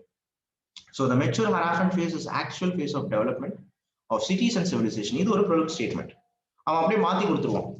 இந்த மெச்சூருக்கு பதில் என்ன கொடுத்துருவான் அப்படின்னா the post Harappan phase is the actual phase of development of cities and civilization கொடுத்த தப்பு. மண்டியில போட்டுக்கோங்க. ஓகே, இட் வாஸ் மெச்சூர் அப்படின்னா ஒரு பேர்லயே இருக்கு பாருங்க. What is the mature stage? ஒரு மெச்சூரிட்டி வந்துருச்சாங்க. ஓகே, சிவிலைசேஷன் அப்படின்றது வந்துருச்சு. Okay, the phase of development of cities and civilization. It is also the period where the organized social structures developed along with the several lines of industries. So industries வந்தாச்சு, organized எல்லாமே keyword, organized social structures. இப்பெல்லாம் நீங்க கொடுக்கும்போது தான் பயந்துடுறீங்க. Material கல்ச்சர்னா பயந்துருவீங்க. Material கல்ச்சர்னா என்னன்னு தெரியணும். Okay, நம்ம போட்டுக்கிறதுக்கு ornaments, jewels, scripts இதெல்லாம் எமர்ஜ் ஆகுதுன்னா ஆமா இதெல்லாம் மெட்டீரியல் கல்ச்சர். நம்ம வாழ்வதற்கு தேவையான வாழ்க்கை கூறுகள் இருக்கிறதா material culture. Okay, social structure அப்படின்றது என்னன்னா சமூக அமைப்பு வந்துச்சான்னு கேட்கிறான். ஆமா வந்துருச்சு. ஓகே, சமூக அமைப்புனா என்ன? பணக்காரங்க இருந்தாங்க, ஏழைங்க இருந்தாங்க. ஓகே, அவங்க எப்படி பணக்காரங்க ஏழைங்கன்னு சொல்றோம்னா based on their occupation. Okay, அப்ப இண்டஸ்ட்ரீஸும் வந்துச்சு. So a sophisticated and technologically advanced urban culture is evident in Indus Valley civilization. நீங்க உடனே நீங்க டென்ஷன் ஆயிடுவீங்க. இப்போ அது என்ன sophisticated and technologically advanced? Technology எல்லாம் மாடர்ன் டேல தானே வந்துச்சு, அப்பெல்லாம் எப்படி வந்திருக்கும் அப்படின்னு ரொம்ப நீங்க அதிமேதாவிதானமா யோசிச்சு இது தப்புன்னு இந்த ஸ்டேட்மெண்ட்டை போட்டுறீங்க. sophisticated and technologically, டெக்னாலஜின்னு பொழுது உங்களுக்கு டெக்னாலஜினாலே மாடர்ன் இந்தியான்னு நீங்க முடிவு பண்ணிட்டீங்க. டெக்னாலஜினா இப்பதானப்பா வந்துச்சுன்னு நினைப்பீங்க. அவன் அப்படிலாம் கிடையவே கிடையாது. இண்டஸ் வேலி சிவிலைசேஷனோட டெக்னாலஜில என்ன தெரியும்? Even fire was one of the technology. Fire was one of the technology. அது இண்டஸ் வேலிக்கும் முன்னாடி. நல்லா புரிஞ்சுக்கோங்க, டெக்னாலஜின்றது என்ன தெரியுமா? இண்டஸ் வேலி சிவிலைசேஷன்ல டேம்ஸ் நிறைய இருக்கு. அந்த டேம்ஸ்ல ஹைட்ராலிக் சிஸ்டம் மூலமா டேம்ஸ் ஆக்டிவேட் பண்ணிருக்காங்க. தெரியுமா உங்களுக்கு? ஹைட்ராலிக்ஸ் நம்ம படிப்போம் based on the usage of oil, it's hydraulics. Pneumatics அப்படின்னா based on the air pressure மூலமா வந்து சில ஃபங்க்ஷன் பண்றது நிமேட்டிக்ஸ். ஹைட்ராலிக்ஸ் அப்படின்றது என்னன்னா ஆயில். ஸோ ஆயில் மூலயமா டேம்ஸை வந்து பார்க்கும்பொழுது டேம்ஸ்ல இருக்கக்கூடிய செக் டேம்ஸ் எல்லாம் வந்து பார்க்கும்போது ஆக்டிவேட் பண்ணிருக்காங்க. அங்க நிறைய கிரேடியன்ட் வாட்டர் சப்ளை சிஸ்டம்லாம் இருந்துச்சு, அண்டர் கிரவுண்ட் கேனல்லாம் இருந்துச்சு. ஒவ்வொன்றுமே என்னன்னா விதமான டெக்னாலஜி யூஸ் பண்ணிருப்பாங்க. ஓகே, பில்டிங் கன்ஸ்ட்ரக்ஷன்ல சில டெக்னாலஜிஸ் யூஸ் பண்ணிருப்பாங்க. லைம் ஸ்டோன் மார்த்தரை வச்சு சில பில்டிங்கை பில்ட் பண்ணிருப்பாங்க, ட்ரைனேஜ் சிஸ்டம் பில்ட் பண்ணிருப்பாங்க. ஸோ இது எல்லாமே என்னன்னா டெக்னாலஜி தான். புரியுதா? சோ அதனால டெக்னாலஜி நான் மாடர்ன் டைம்ல தான் வந்துச்சு. அங்கெல்லாம் ஒன்றும் டெக்னாலஜிலாம் கிடையாது, அவங்களாம் ரொம்ப பாவம் அப்படின்னு நீங்க நினைச்சிட்டு இருந்தீங்கன்னா நீங்க தான் பாவம். புரியுதா? Got it? புரியுதா? Yes or no? என்ன சார் முதல் எடுத்த உடனே ரொம்ப இது போடுறீங்கன்றீங்களா? No no no, this is how you have to study. படிச்சாதான் நீங்க பிலிம்ஸ்ல ஹிஸ்டரியில ஓரளவுக்கு டாமினேட் பண்ண முடியும். ஓகே, நம்ம லேட்டர் ஹேப்பன் அப்புறமா படிப்போம். So the first session was over. Second session, our beloved Mohammed Jalni, he was also the one who cleared UGC net. He will take Indian economy. Okay, so thanks guys for your patience. So upcoming classes இன்னமும் அதிகமா படிப்போம், இன்னமும் ரொம்ப டீப்பா போவோம். Okay, so get ready for the battle. Got it?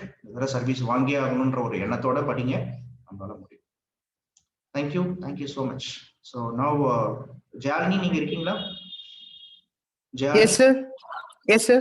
Yeah, I will make you as host now. Okay, sir. Sir, shall I give a break for the students, sir? ஏன்னா ரொம்ப நேரம் கிளாஸ் அட்டெண்ட் பண்ணிருக்காங்க, so அதனால கேக்குறேங்க sir. 5 minutes.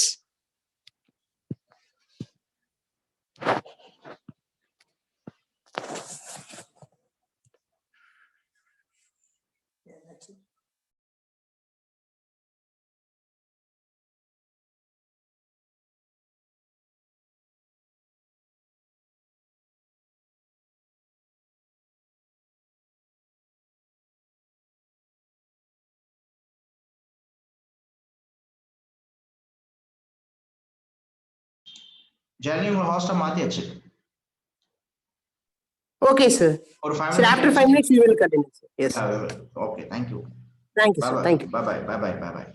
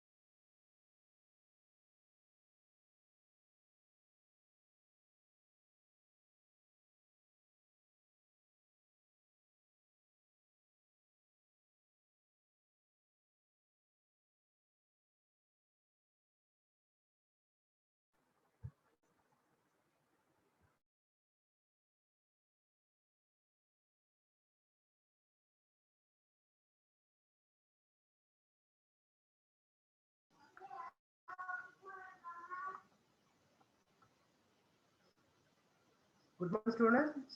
Am I audible? நான் பேசுறது கேக்குதுங்களா? Yes, sir. Okay.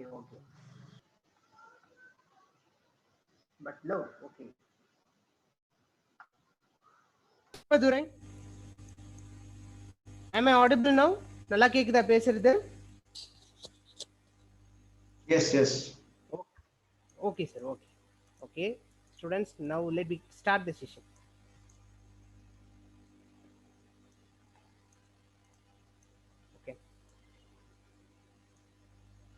Okay, good morning, students. இன்னைக்கு நம்ம எக்கனாமிக்ஸ் செஷனோட கண்டினியூஷன் பார்க்க போறோம். Okay. Screen visible இருக்கா? Is the screen visible?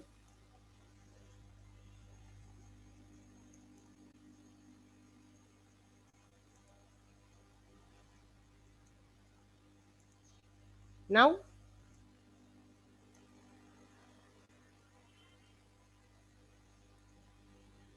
Yes. Okay. இன்னைக்கு நம்ம எக்கனாமிக் செஷனுடைய ஒரு மெயின் இம்பார்ட்டன்ட் காம்பனன்ட் பத்தி பார்க்க போறோம். ஃபர்ஸ்ட் ஆஃப் ஆல் எக்கனாமிக்ஸ் பத்தி அண்டர்ஸ்டாண்ட் பண்றதுக்கு முன்னாடி இந்தியன் எக்கனாமிங்கிறது எப்படி இருந்துச்சு, இன்னைக்கு ஃபேஸ் பண்ற சேலஞ்சஸ்க்கான ஹிஸ்டாரிக்கல் பெர்ஸ்பெக்டிவ் ரொம்ப இம்பார்ட்டன்டான ஒன்று. ஓகேங்களா? ஓகே, அதுவும் நம்ம ஜென்ரலா இந்தியன் எக்கனாமி அப்படிங்கிறது one of the world's flourishing economy அப்படின்னு சொல்லிட்டு நான் லாஸ்ட் கிளாஸ்ல உங்களுக்கு சொல்லியிருந்தேன். Around 1/4 of the GDP was contributed by India during the Mughal era அப்படின்னு நம்ம சொல்லியிருந்தோம். அந்த ஒரு பயங்கரமான ப்ரெஸ்டீஜியஸ் அந்த இதை கவர் பண்றதுக்கு தான் பிரிட்டிஷ்காரங்க இங்க கம்பெனி ஆரம்பிக்கணும் அப்படின்னு சொல்லிட்டு இங்க வந்திருந்தாங்க அப்படின்னு சொல்லிட்டு ஹிஸ்டரி இதில் நீங்க கேள்விப்பட்டிருப்பீங்க. ஓகேங்களா? ஆனால் பிரிட்டிஷ் வந்ததுக்கு அப்புறமா இந்தியாவில் என்னென்ன மாதிரி சேஞ்சஸ் எல்லாம் ஏற்பட்டுச்சு, அதனால இங்க இருக்கிற அடித்தட்டு மக்களுக்கு என்னென்ன சேஞ்சஸ் நடந்துச்சு அப்படிங்கறத இந்த கிளாஸ்ல பார்க்க போறோம். Okay, first let we go to the topic. Okay, Indian economy at glance, அதான் இன்னைக்கு நம்ம பார்க்க போற டாபிக். ஓகே, ஃபர்ஸ்ட் இந்தியன் எக்கனாமிங்கிறது பிரிட்டிஷ் வர்றதுக்கு முன்னாடி எப்படி இருந்துச்சு அப்படின்னா, it's agro based economy. Agriculture தான் பேசிக்கா நம்பி வாழக்கூடிய மக்கள் இருந்தாங்க.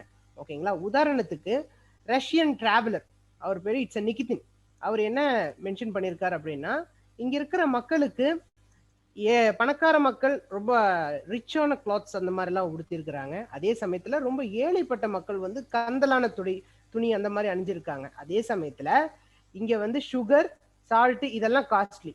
பட் அதே சமயத்துல மில்க் ப்ராடக்ட், இந்த நெய், பட்டர் இதெல்லாமே ரொம்ப சீப்பா கிடைச்சது அப்படின்னு சொல்லிட்டு அவரோட குறிப்புல மென்ஷன் பண்றாரு. ஓகேங்களா?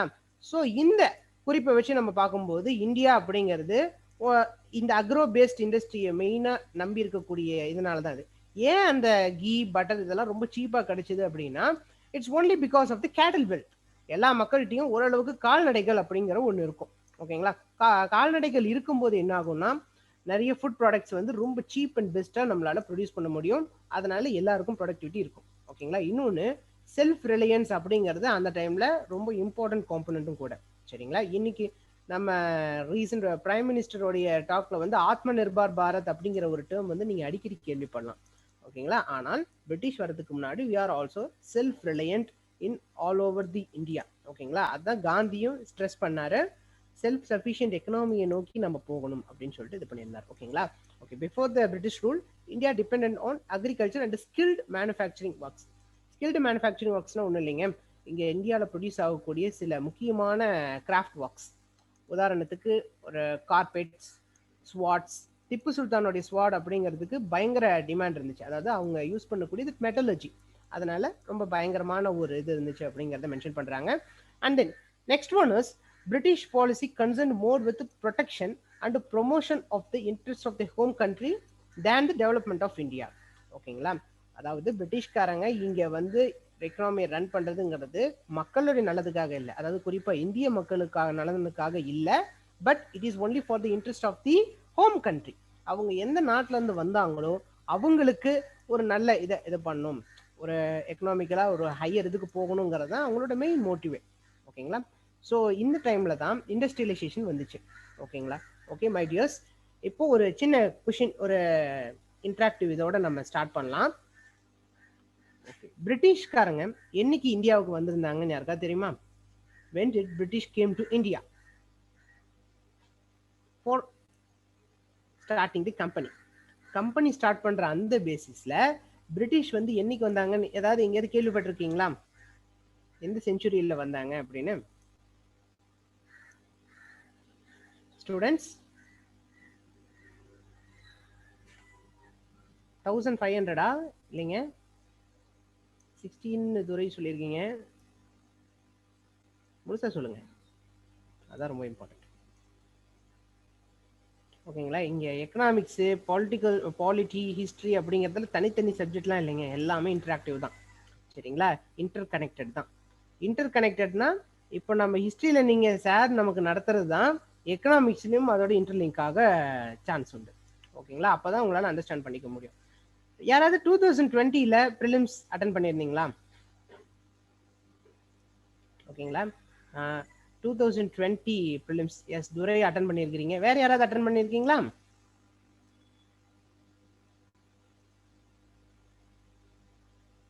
ஓகே ஓகே, ஒன்றும் அட்டன் பண்ணலனாலும் ஒன்றும் பிரச்சனை இல்லைங்க. கொஸ்டின் பேப்பர் பார்த்துருப்பீங்க நான் நம்புறேன்.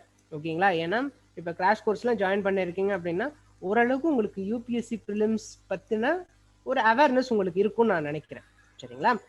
இப்போ அந்த அவேர்னஸ் வச்சு அந்த அவேர்னஸ்ல ஒரு முக்கியமான விஷயம் என்னன்னா ப்ரீவியஸ் இயர் கொஸ்டின் பேப்பரை பார்க்கறது. ஏன்னா அப்பதான் என்ன ட்ரெண்ட்ல அவங்க கேள்வி கேட்கறாங்கிறத நம்மளால யூகிச்சுக்க முடியும். ஓகே, இப்போ நான் ஒரு கொஸ்டின் அதுல இருந்து நான் ஒன்று மென்ஷன் பண்றேன்.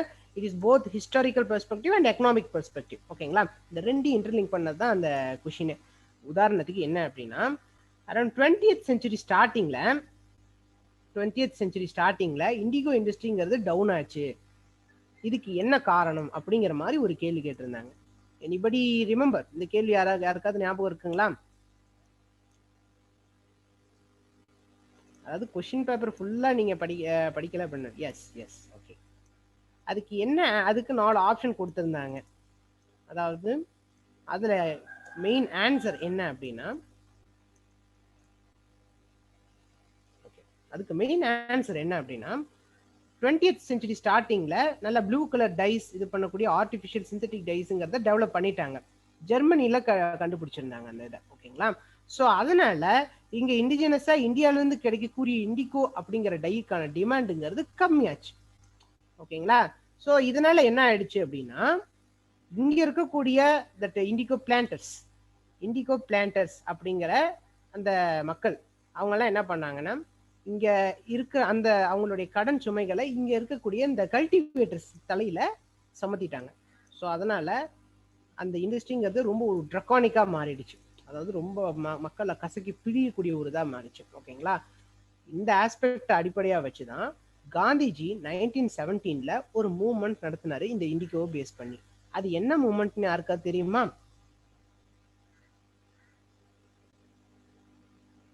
Any guesses? இண்டிகோ பேஸ் பண்ணி காந்திஜி ஒரு மூவ்மெண்ட் வந்து ஸ்டார்ட் பண்ணாரு பீகார்ல. அந்த மூவ்மெண்டோட பேர் என்ன அப்படின்னு யாருக்கா தெரியுமா? ஐடியாஸ்? இண்டிகோ ரெவல்யூஷன் இல்லைங்க, இன்னும் கொஞ்சம் எக்ஸாக்டா கரெக்டான பிளேஸ். 1917ல நடந்துச்சுங்க. 2017ல சாம்பாரா சாப்பிட்டுட்டு இருக்கீங்களா? கரெக்டா சொல்லுங்க. அதாவது துரை என்னமோ ஆன்சர் சொல்ல ட்ரை பண்ணியிருக்காரு, பட் சாம்பார் சத்தியாகிரகாவா? வித்தியாசமா இருக்குங்க. Champaran. Yes, very good Punitha. Champaran satyagraha. ஓகேங்களா? 1917ல காந்திஜி இது பண்ணாரு. அதாவது ஹிஸ்டரி அப்படின்னு நம்ம இதுல ஏன் இது ஹிஸ்டாரிக்கல் பெர்ஸ்பெக்டிவ் கொண்டு போறேன் அப்படின்னா இந்தியன் எக்கனாமியோட அடிப்படையில தான் இது அமைஞ்சிருக்குது. ஓகேங்களா? இது both economics and historical question. சரிங்களா? இந்த இடத்துல எக்கனாமிக்கலா இந்த இடத்துல நீங்க திங்க் பண்ணிருந்தீங்க அப்படின்னா அந்த கொஸ்டின் கரெக்டா ஆன்சர் பண்ணிருப்பீங்க. ஸோ அதனால தான் இந்த கொஸ்டின் நான் உங்களுக்கு கேட்டிருந்தேன். ஓகே ஓகே துரை, நோ இஷ்யூஸ். நான் சும்மா விளையாட்டுக்கு தான் சொன்னேன். ஓகே, இப்போ விஷயத்துக்கு வரும். ஓகே, இந்தியா அப்படிங்கிறது ஒரு பெரிய மார்க்கெட்டா தான் பிரிட்டிஷ்காரங்க இது பண்ணாங்க. ஏன் ஃபர்ஸ்ட் நான் ஒரு கேள்வி கேட்டிருந்தேன். 1600 அப்படிங்கிற அந்த இயர்ல தான் ஈஸ்ட் இந்தியா கம்பெனிங்கிற ஒரு இது பண்ணியிருந்தாங்க. ஓகேங்களா? அந்த கம்பெனி ஆரம்பிச்சு இந்தியாவில் ஒரு ட்ரேடு நடத்தணும், அந்த ட்ரேடு மூலமா நமக்கு ஒரு பெரிய சர்ப்ளஸ் நம்ம நாட்டுக்கு கொண்டு போகணும் அப்படின்னு சொல்லிட்டு பிரிட்டிஷ்காரங்க பெரிய அளவுக்கு முயற்சி பண்ணாங்க. அதுல ஒரு விஷயம் தான் அந்த கம்பெனி ஆரம்பிச்சது. இங்க முகல் எம்பரர்கிட்ட பர்மிஷன் வாங்கினாங்க, போஸ்டிங் இது பண்ணாங்க, அதை சக்சஸ்ஃபுல்லா படிப்படியா கொஞ்சம் கொஞ்சமா கொண்டு போனாங்க. ஓகேங்களா? இதே டைம்ல தான் இண்டஸ்ட்ரியலைசேஷன் அப்படிங்கிற ஒரு விஷயமும் நடந்துச்சு. இண்டஸ்ட்ரியலைசேஷன் அப்படின்னா தொழில்மயமாதல். தொழில்மயமாதல் அப்படின்னா அந்த அக்ரிகல்ச்சர் அப்படிங்கிற அந்த பேசிஸ் அதை விட்டுட்டு கூட்ஸ் ப்ரொடக்ஷன் அதை கொஞ்சம் மாஸ் ஸ்கேல்ல பண்றாங்க அப்படின்னா that is industrialisation with help of the machines. ஓகேங்களா? மிஷின்ஸோட ஹெல்ப் வச்சுக்கிட்டு நிறைய கூட்ஸ் ப்ரொடியூஸ் பண்ணாங்கன்னா இண்டஸ்ட்ரியலைசேஷன். இந்த டைம்ல இண்டஸ்ட்ரியலைசேஷன் அங்க நடந்துச்சு. ஓகேங்களா? இந்தியாவில நிறைய ரா மெட்டீரியல்ஸ் கிடைச்சது. உதாரணத்துக்கு நமக்கு தேவையான கூட்ஸ் அப்படின்னா நம்ம கிளாத்ஸ் அது சொல்லலாம், காட்டன் கிளாத்ஸ், கன்னி பேக்ஸ், வேற இந்த கன்ஸு, பிஸ்டல்ஸ் அப்படிங்கிற இந்த விஷயங்கள்லாம் ரொம்ப முக்கியமான வருது. இதுக்கு அடிப்படையாக நமக்கு தேவையானது ரா மெட்டீரியல்ஸ். ரா மெட்டீரியல்ஸ்னா என்னங்க? இப்போ காட்டன் அப்படின்னா இப்போ டெக்ஸ்டைல்ஸ், ஒரு நூல், ட்ரெஸ் அப்படிங்கிற மாதிரி இருந்தால் நமக்கு காட்டன் ரொம்ப இம்பார்ட்டண்டான ஒன்று. இந்தியாவில் தான் காட்டன் அதிகமாக இது பண்ணாங்க. ஓகேங்களா? பிரெஞ்சு டிராவலர் பெர்னியர் அப்படிங்கிற ஒருத்தர் வராரு இந்தியாவுக்கு. அவர் பெங்காலை சுற்றி பார்க்குறாரு. சுற்றி பார்த்துட்டு இங்க இருக்கிற அந்த ஃப்ளரிஷிங், அந்த கல்டிவேஷன், அந்த இதெல்லாம் பார்த்துட்டு என்ன சொல்றாரு அப்படின்னா, இது எஜிப்தை விட வளமான ஒரு பகுதி அப்படின்னு சொல்லிட்டு மென்ஷன் பண்றாரு. ஓகேங்களா? அவர் பேர் வந்து பெர்னியர், BERNIER, பெர்னியர். அவர் அப்படி மென்ஷன் பண்றாரு. ஓகேங்களா? அந்த அளவுக்கு இந்தியாங்கிறது ரொம்ப வளம் நிறைந்த ஒரு நாடா மாறிச்சு. ஓகேங்களா? ஸோ அப்புறம் என்ன பண்ணாங்க, இண்டஸ்ட்ரியலைசேஷன் ஒரு பக்கம் டெவலப் ஆகிட்டு இருந்துச்சு, நிறைய கூட்ஸ் இதெல்லாம் ப்ரொடியூஸ் பண்றாங்க, ரா மெட்டீரியல்ஸ் இங்க இருந்து வாங்கணும் அப்படின்னு இது பண்றாங்க. அதுக்கு ஃபர்ஸ்ட் இங்க அத்தாரிட்டியில கையை வைக்கணும். அத்தாரிட்டிங்கிறது இங்க இருக்கக்கூடிய ராஜாங்கள் எல்லாம் தோக்கடிச்சுட்டு இங்க அவங்களுடைய ராஜ்யத்தை நிறுவனம் அப்படி நிறுவிடுறாங்க சக்சஸ்ஃபுல்லா. ஓகேங்களா? ரொம்ப ஹிஸ்டாரிக்கல் பெர்ஸ்பெக்டிவ்ல போவேன்னா எக்கனாமிக்கல் பெர்ஸ்பெக்டிவ்ல மட்டும் பார்ப்போம். ஓகேங்களா? இங்க வந்து ராஜாக்களை தோக்கடிச்சுட்டு அவங்க ராஜாவா உட்கார்றாங்க பிரிட்டிஷ்காரங்க.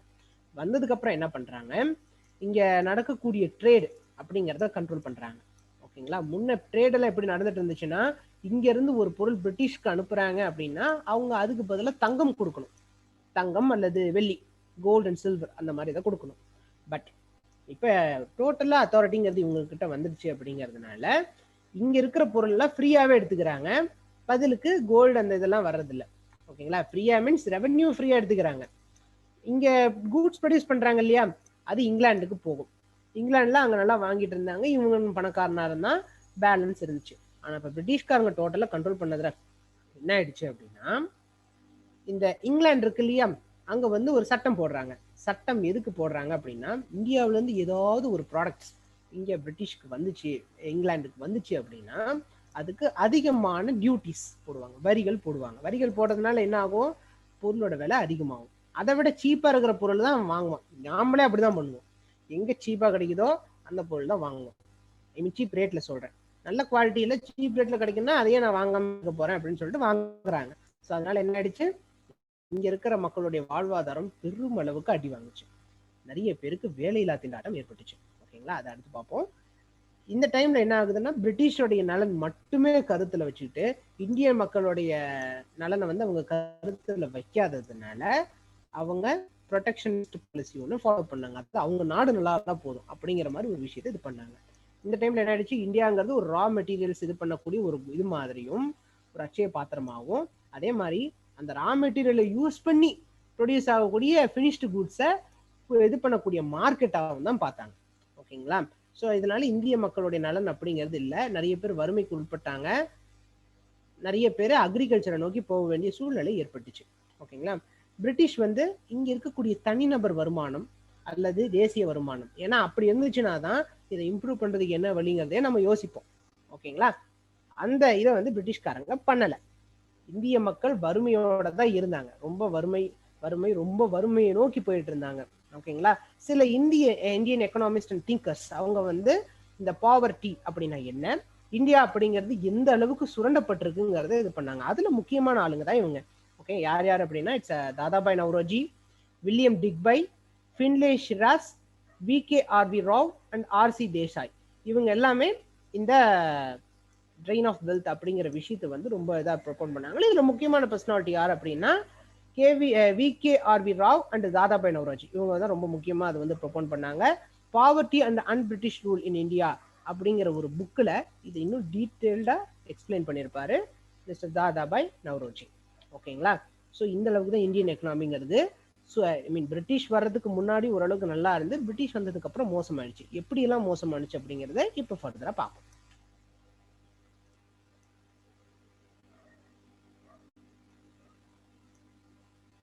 ஓகே, ஃபர்ஸ்ட் அதுக்கு முன்னாடி ஒரு குறிப்பிட்ட விஷயங்களை மென்ஷன் பண்ண வேண்டியது வழக்கம்.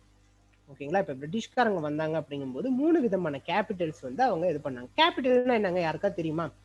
கேபிட்டல் அப்படின்னா என்னங்க? கேபிட்டல் எக்கனாமிக்கல் பெர்ஸ்பெக்டிவ்ல கேபிட்டல் அப்படின்னா என்னங்க?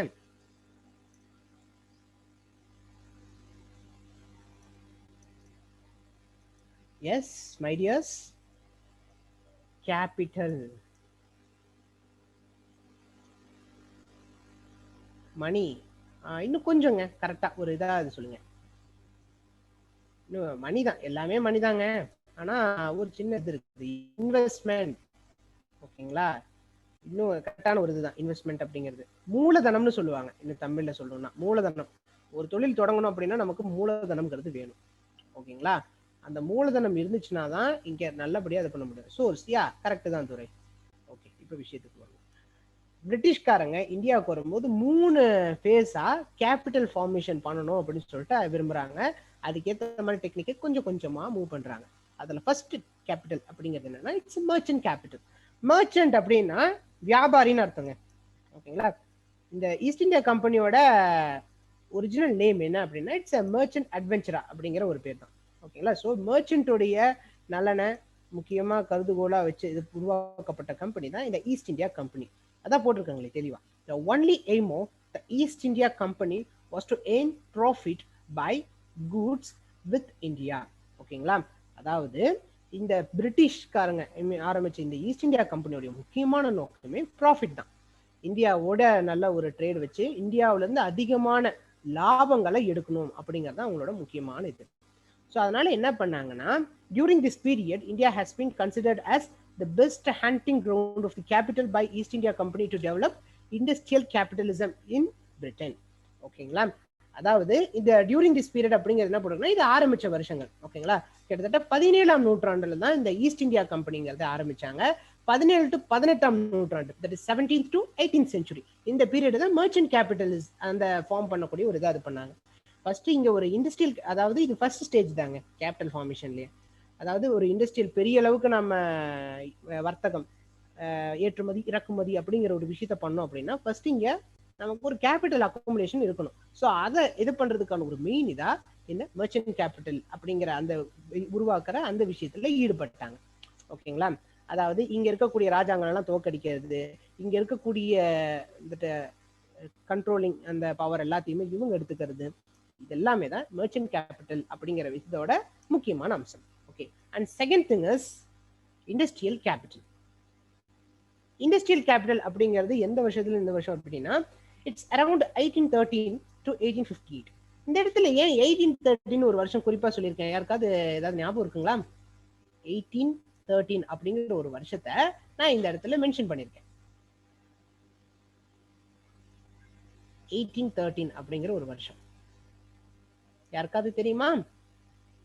1813ங்கிறது ஏன் இந்த இடத்துல நான் ஒரு இதாக சொல்றேன் அப்படின்னு, சார்ட்டர் ஆக்ட். வெரி குட் துரை.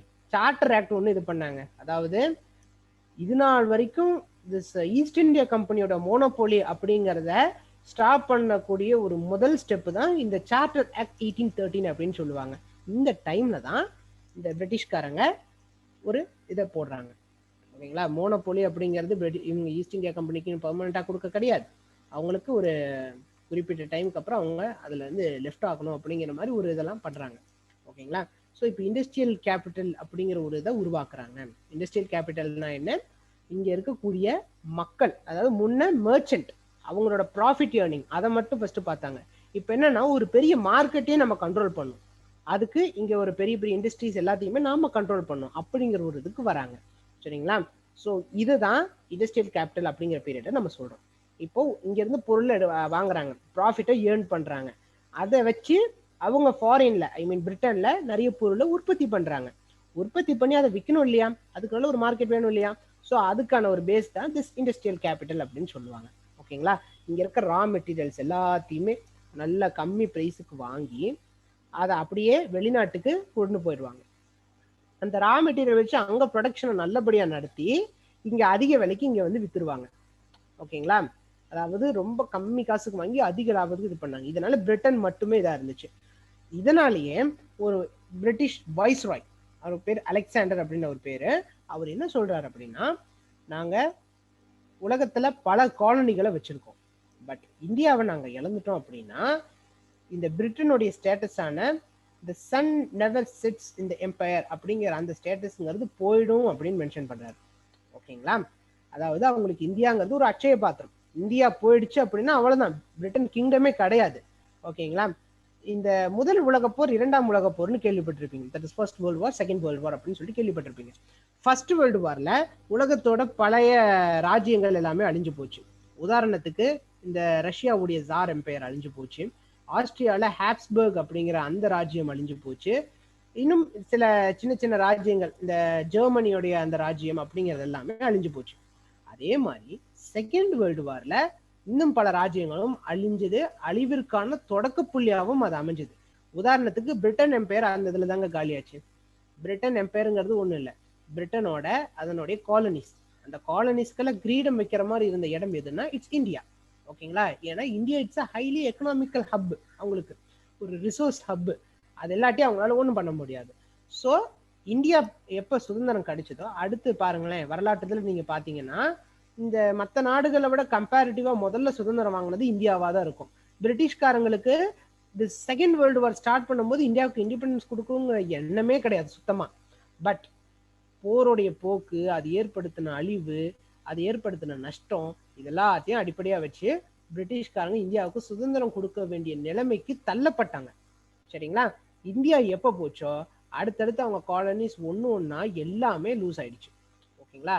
மற்றதுக்கு டொமினியன் ஸ்டேட்டஸ் கொடுத்துருப்பாங்க, கனடா ஆஸ்திரேலியாவுக்குலாம் கொடுத்துருப்பாங்க. பட் இந்தியாவுக்கு ஒரு பேசிக்கா சுதந்திரம், ஃபுல் அட்டானமியை கொடுத்துட்டாங்க. சரிங்களா? இப்ப விஷயத்துக்கு ஸோ இந்த மாதிரி மார்க்கெட்டை கண்ட்ரோல் பண்ணி வச்சிருந்தாங்க, ஒரு பெரிய எம்பையரா மாறிட்டு டைம். இந்த வழியில இங்க இருக்கிற இந்திய மக்கள்ங்கிறவங்க அதிகமான அளவுக்கு சுரண்டப்பட்டாங்க. இது இண்டஸ்ட்ரியல் கேபிட்டலிசம் பேஸ். சரிங்களா? ஃபர்ஸ்ட் வெறும் ப்ராஃபிட் ஏர்ன் பண்ணணும்னு வந்தாங்க, ரெண்டாவது இங்க இருக்கிற டோட்டல் மார்க்கெட்டையுமே இது பண்ணாங்க. ஓகேங்களா? அடுத்து தேர்ட் ஒன் வந்து ஃபினான்ஸ் கேபிட்டல். ஃபினான்ஸ் கேபிட்டல்னா என்ன அப்படின்னா, இது ஒன்றும் இல்லைங்க, இங்க வந்து பெரிய அளவுக்கு ப்ராஃபிட்லாம் ஏர்ன் பண்ணிட்டாங்க, இண்டஸ்ட்ரியும் கண்ட்ரோல் பண்ணிட்டாங்க. ஆனால் இங்க இருக்கிற அந்த பணம், அந்த ப்ராஃபிட் இருக்குல்ல, அது எது இதுல இன்வெஸ்ட் பண்ணும் அப்படிங்கிறது தான் இப்ப விஷயம். எது இதுல இன்வெஸ்ட் பண்ணி அதுல இன்னும் நாம லாபம் பார்க்கலாம் அப்படிங்கிறத அவங்க இது பண்ணாங்க.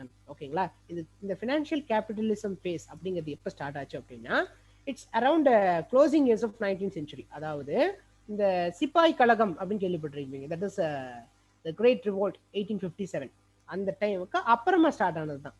ஏன்னா இந்த டைம்ல தான் டிரான்ஸ்ஃபர் ஆஃப் பவர் அப்படிங்கிறது ஒன்று நடந்துச்சு. டிரான்ஸ்ஃபர் ஆஃப் பவர்னா இதுக்கு முன்னாடி ஈஸ்ட் இந்தியா கம்பெனி எல்லாத்தையும் கண்ட்ரோல் பண்ணிட்டு இருந்தாங்க. பட் இப்போ வந்து டோட்டல் தட் பிரிட்டிஷ் பார்லிமெண்ட் வந்து அதை கண்ட்ரோல் பண்ண ஆரம்பிச்சிட்டாங்க. இதுல இருந்து இண்டிபெண்டன்ஸ் கிடைக்கிற வரைக்கும் இருக்கிற ஃபேஸ் தான் நம்ம ஃபினான்ஷியல் கேபிட்டல் ஃபேஸ் அப்படின்னு நம்ம சொல்லுவோம். ஓகேங்களா? ஸோ இதை தான் நம்ம ஃபினான்ஷியல் இம்பீரியலிசம் அப்படின்னு சொல்லிட்டு நாம மென்ஷன் பண்ணுவோம். சரிங்களா? ஃபினான்ஸ் கேபிட்டல் அப்படிங்கிறது ஃபினான்ஸ் இம்பீரியலிசம் அப்படின்னு சொல்லிட்டு மென்ஷன் பண்ணுவோம். During this period finance imperialism began to entrench itself through the managing agency firms, export import firms, exchange banks and some export of capital. ஓகேங்களா? அதாவது இங்க இருக்கக்கூடிய this agencies, அதாவது இங்க ஏற்றுமதி பண்ணோம், இதை இறக்குமதி பண்ணோம் அப்படிங்கக்கூடிய நிறுவனங்கள், அதை சார்ந்து இயங்கக்கூடிய ஏஜென்சிஸ் நிறுவனங்கள், அதுக்கப்புறமா பேங்க், இந்த மாதிரி பல விஷயங்களை இன்வெஸ்ட் பண்ணாங்க. அதில் இன்வெஸ்ட் பண்ணால் நமக்கு நல்ல லாபம் கிடைக்கும் அப்படின்னு இது பண்ணாங்க. இன்னும் உங்களுக்கு கிளாசிக்கலான ஒரு எக்ஸாம்பிள் கொடுக்கலாம் அப்படின்னா, it's none other than this contract bonding labour அப்படின்னு சொல்லிட்டு சொல்லுவாங்க, பாண்ட் லேபர்னு கூட சொல்லுவாங்க. அதாவது ஒரு பெரிய ஒரு திஸ் கேஷ் கிராப்னு சொல்லக்கூடிய திஸ் இண்டிகோ ஆகட்டும், அல்லது வேற ரப்பர், டீ, காஃபி, அந்த மாதிரி ஏதாவது எஸ்டேட் கிராப்ஸாக இருக்கட்டும், இந்த இதில் இன்வெஸ்ட் பண்ணுவாங்க. ஓகேங்களா? ஏன்னா இதுல எவ்வளவு காசு போடுறேன் அப்படின்னு சொல்லிட்டு இது பண்ணுவாங்க. அது வேலை செய்யறதுக்கு ஆள் வேணும் இல்லையா? ஸோ அதனால என்ன பண்ணுவாங்க, யாரெல்லாம் ரொம்ப கஷ்டத்துல இருக்காங்களோ அவங்கள தேடி கண்டுபிடிச்சு, இந்தாப்ப நான் உனக்கு இவ்வளவு பணம் தரேன், நீ வந்து எங்க ஃபேர்ம்ல வந்து வேலை செய்ய, நீ வேலை செஞ்சுட்டு காசு வாங்கிட்டு போ, நிம்மதியான வாழ்க்கை இது பண்ணலாம், நிரந்தரம் இல்லாத இந்த வாழ்க்கையில இது பண்ணிட்டு நீ என்ன பண்ண போறேன்னு சொல்லிட்டு உள்ளூர் ஏஜென்ட்டுகளையே வச்சு அவங்கள வேலைக்கு கூப்பிடுவாங்க. அவங்க எல்லாம் எஸ்டேட்டுக்கு கூப்பிட்டு போவாங்க. கூப்பிட்டு போய் அங்க வேலை பயங்கரமா புளிஞ்சு எடுப்பாங்க. வேலை வாங்கிட்டு அவங்க வந்து அதுக்கான முறையான கூலி வழங்குறாங்களா இல்லையாங்கிற அளவுக்கு அவங்களுக்கு அப்போ லிட்ரஸி கிடையாது. அதாவது அவங்களுக்கு போதுமான அளவுக்கு நாலேஜ் இல்லை. ஏன் நம்ம எவ்வளவு வேலை செய்யறோம், அதுக்கு எவ்வளவு காசு கொடுக்குறோம் அப்படின்னு சொல்லிட்டு, வேலை கொடுத்த எஜமானே நீ நல்லா இருக்கணும் அப்படின்னு சொல்லிட்டு தான் அவங்க ஆரம்பிக்கிறாங்க. ஓகேங்களா. ஆனா போக போக போக அவங்க சுரண்டப்படுறாங்க. சுரண்டப்பட்டு அவங்களுக்கு சரியான இது நிறைய பேர் இறந்து போயிடுறாங்க. நிறைய பெண்கள், குழந்தைகள் இவங்கெல்லாம் ரொம்ப கடுமையான வேலைகளுக்கு உள்ளாக்கப்பட்டாங்க. இது மக்களுக்கு ஒரு பெரிய பாதிப்பை தான் ஏற்படுத்துச்சு. அதுதான் உண்மை.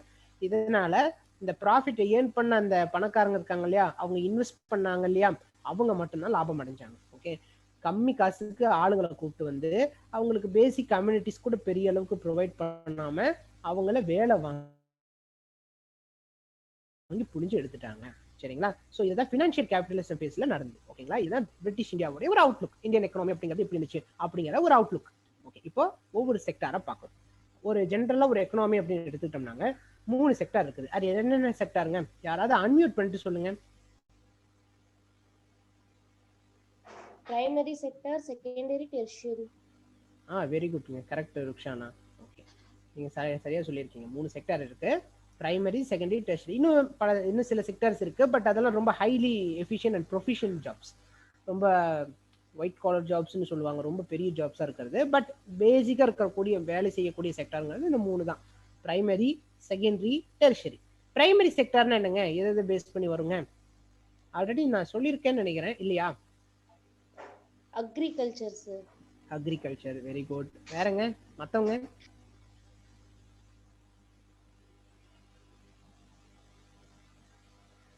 அக்ரிகல்ச்சர் கரெக்டா சொல்லிட்டீங்க. அடுத்து செகண்டரி செக்டார்னா என்னங்க? ஒரே ஒரு வார்த்தை அதோட போதும்.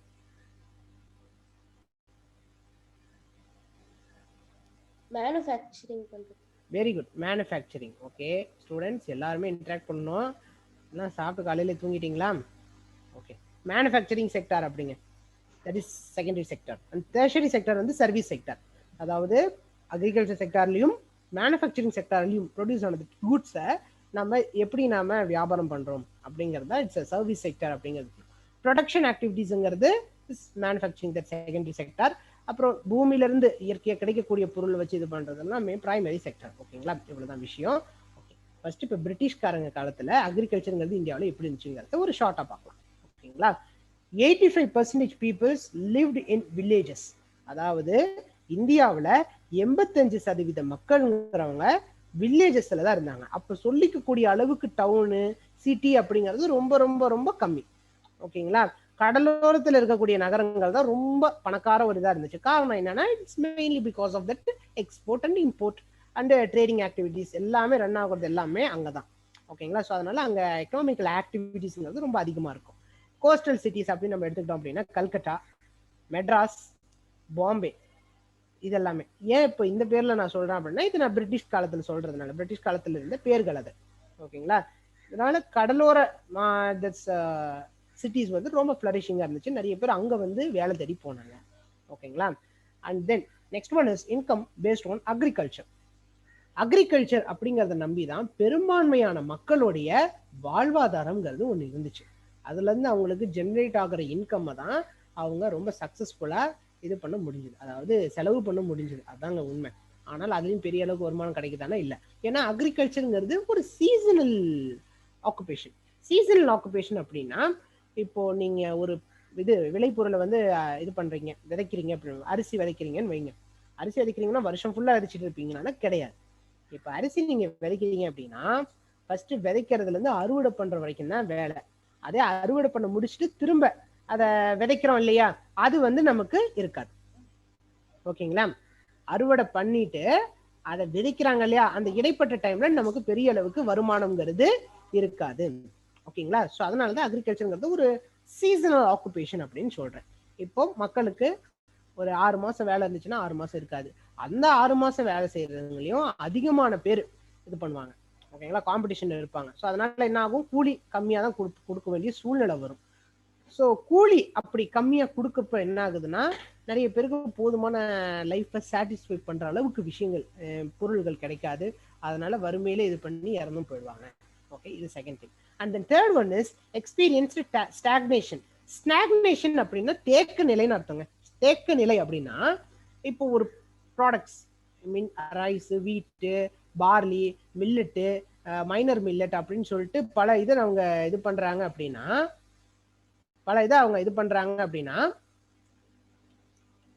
அதுக்கு வந்து கரெக்டான ஒரு ப்ரொடக்டிவிட்டி இருக்கணும். ஆனால் ப்ரொடக்டிவிட்டிங்கிறது இந்த இடத்துல ரொம்ப கம்மி ஆயிடுச்சு. ஓகேங்களா? அப்படி கம்மியானதோட மட்டும் இல்லாம அதுக்கு மேல அது இம்ப்ரூவே ஆகக்கூட முடியாத ஒரு நிலைமைக்கு அது போயிடுச்சு.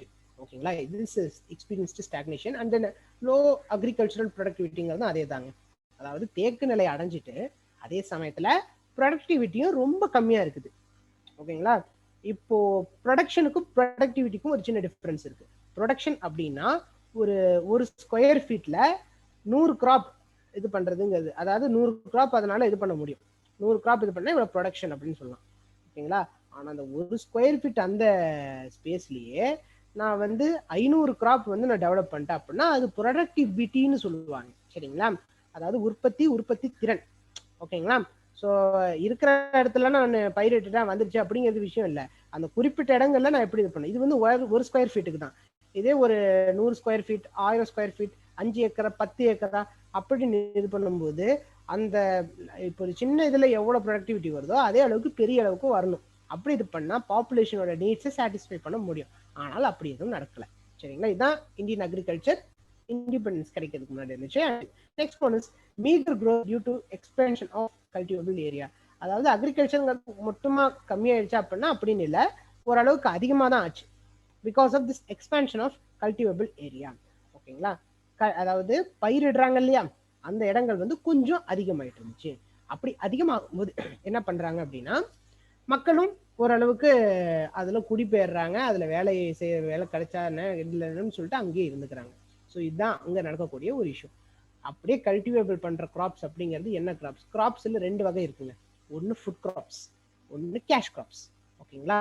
ஃபுட் கிராப்ஸ் அப்படிங்கிறது ஒன்றும் இல்லை, நம்ம சாப்பிட்றதுக்கு உபயோகப்படுத்தக்கூடிய பொருள்கள், அதுதான் நம்ம ஃபுட் கிராப்ஸ் அப்படின்னு சொல்லுவோம். அரிசி, பருப்பு, கோதுமை, ராகி அப்படிங்கிறது எல்லாமே ஃபுட் கிராப்ஸ். அதுவே அந்த பயிரிட்டு அதை வந்து நம்ம காசா மாத்துறோம், ஒரு ப்ராஃபிட் பேசிஸ்க்காக தான் நம்ம அதை கல்டிவேட்டே பண்றோம் அப்படின்னு இருக்கிறது எல்லாமே கேஷ் கிராப்ஸ்ன்னு சொல்லுவோம்.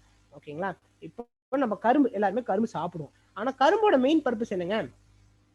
இப்போ கரும்பு நம்ம சாப்பிட்றோம், கரும்போட மெயின் பர்பஸ்ங்கிறது என்ன? கரும்புங்கிறது ஃபுட் கிராப்பா கேஷ் கிராப்பா? ஃபுட் கிராப் கேஷ் கிராப்னா என்னன்னு சொல்லிட்டேன். Sugar, yes, very good very good. Sugar produce பண்றது தான் கேஷ் கிராப் தாங்க, கேஷ் கிராப் தான். எஸ் எஸ் எஸ், கேஷ் கிராப்புக்கோசரம் தான் நம்ம கரும்பை கல்டிவேட்டர் பண்றோம். ஓகே, அது மாதிரி நிறைய கிராப்ஸ் இருக்கு. டீ, காஃபி, ரப்பரு, திஸ் ஜூட்டு, இது எல்லாமே கேஷ் கிராப் தான். காட்டன், எல்லாமே கேஷ் கிராப் தான். ஆனால் பிரிட்டிஷ்காரங்களுக்கு தேவை ப்ராஃபிட். ஓகேங்களா?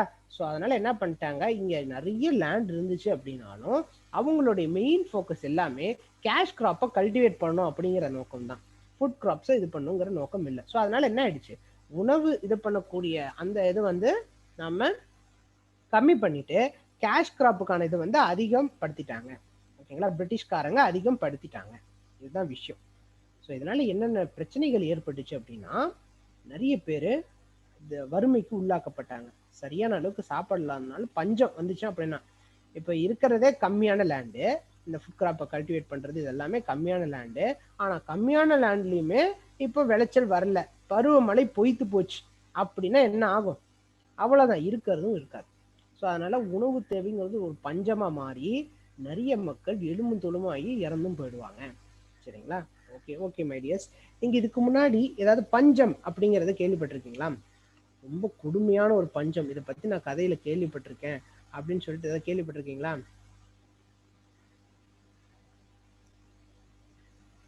S or no?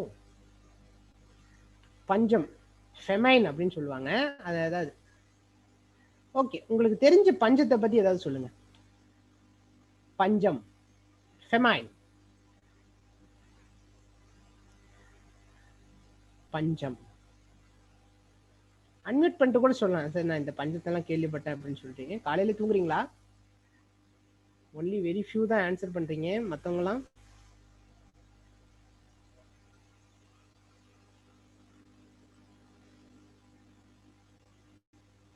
ஃபுட்டு.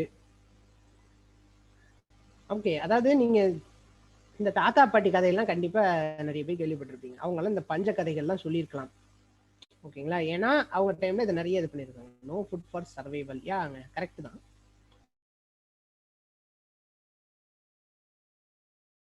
சொல்றேன், நான் சில இது டெர்மினாலஜி சொல்றேன், அதை பத்தி நீங்க கூகுள்ல சர்ச் பண்ணி பாருங்க. சரிங்களா?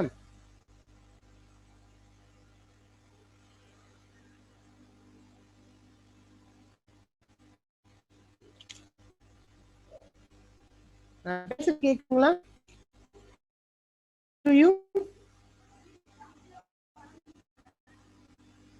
ஸ்டூடெண்ட்ஸ், நான் பேசுறது கேக்குதுங்களா?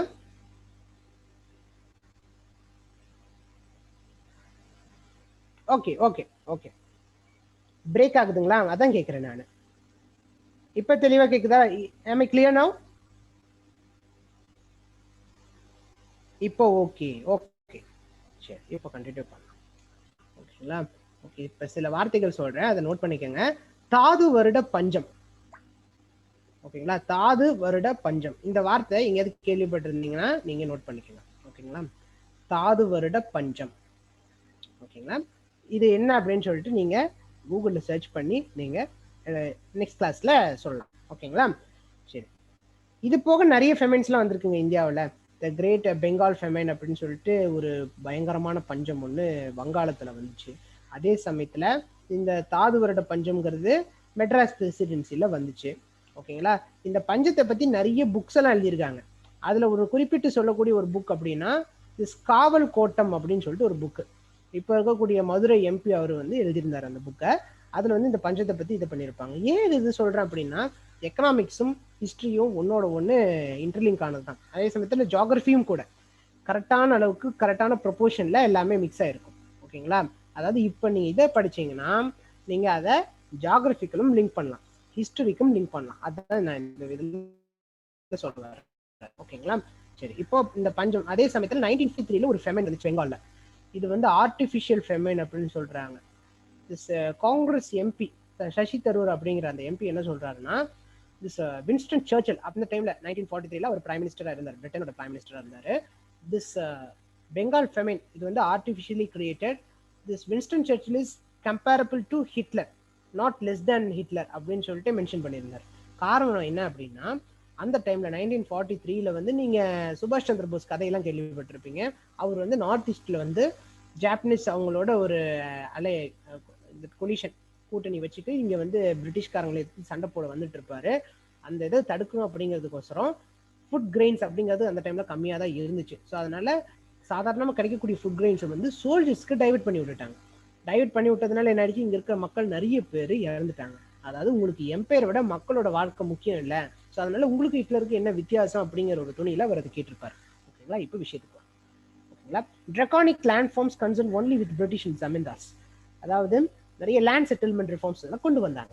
லேண்ட் ரிஃபார்ம்ஸ் அப்படிங்கிறது என்ன அப்படின்னா, ஒரு நில அப்படிங்கிறத யார் வந்து கல்டிவேட் பண்ணலாம், யாருக்கு அதுக்கு ஓனர்ஷிப் கொடுக்கலாம், அதுல எவ்வளவு வருவாயை ஃபிக்ஸ் பண்ணலாம் அப்படிங்கிறது எல்லாமே ஃபிக்ஸ் பண்ணியிருப்பாங்க பிரிட்டிஷ்காரங்க. சரிங்களா? இது மக்களோட நலனுக்காக இல்லை, ஒன்லி பிகாஸ் ஆஃப் நான் முதல்ல இந்த கேபிட்டல் மூணு விஷயங்கள் சொல்லியிருந்தேன் இல்லையா, எதுக்காக?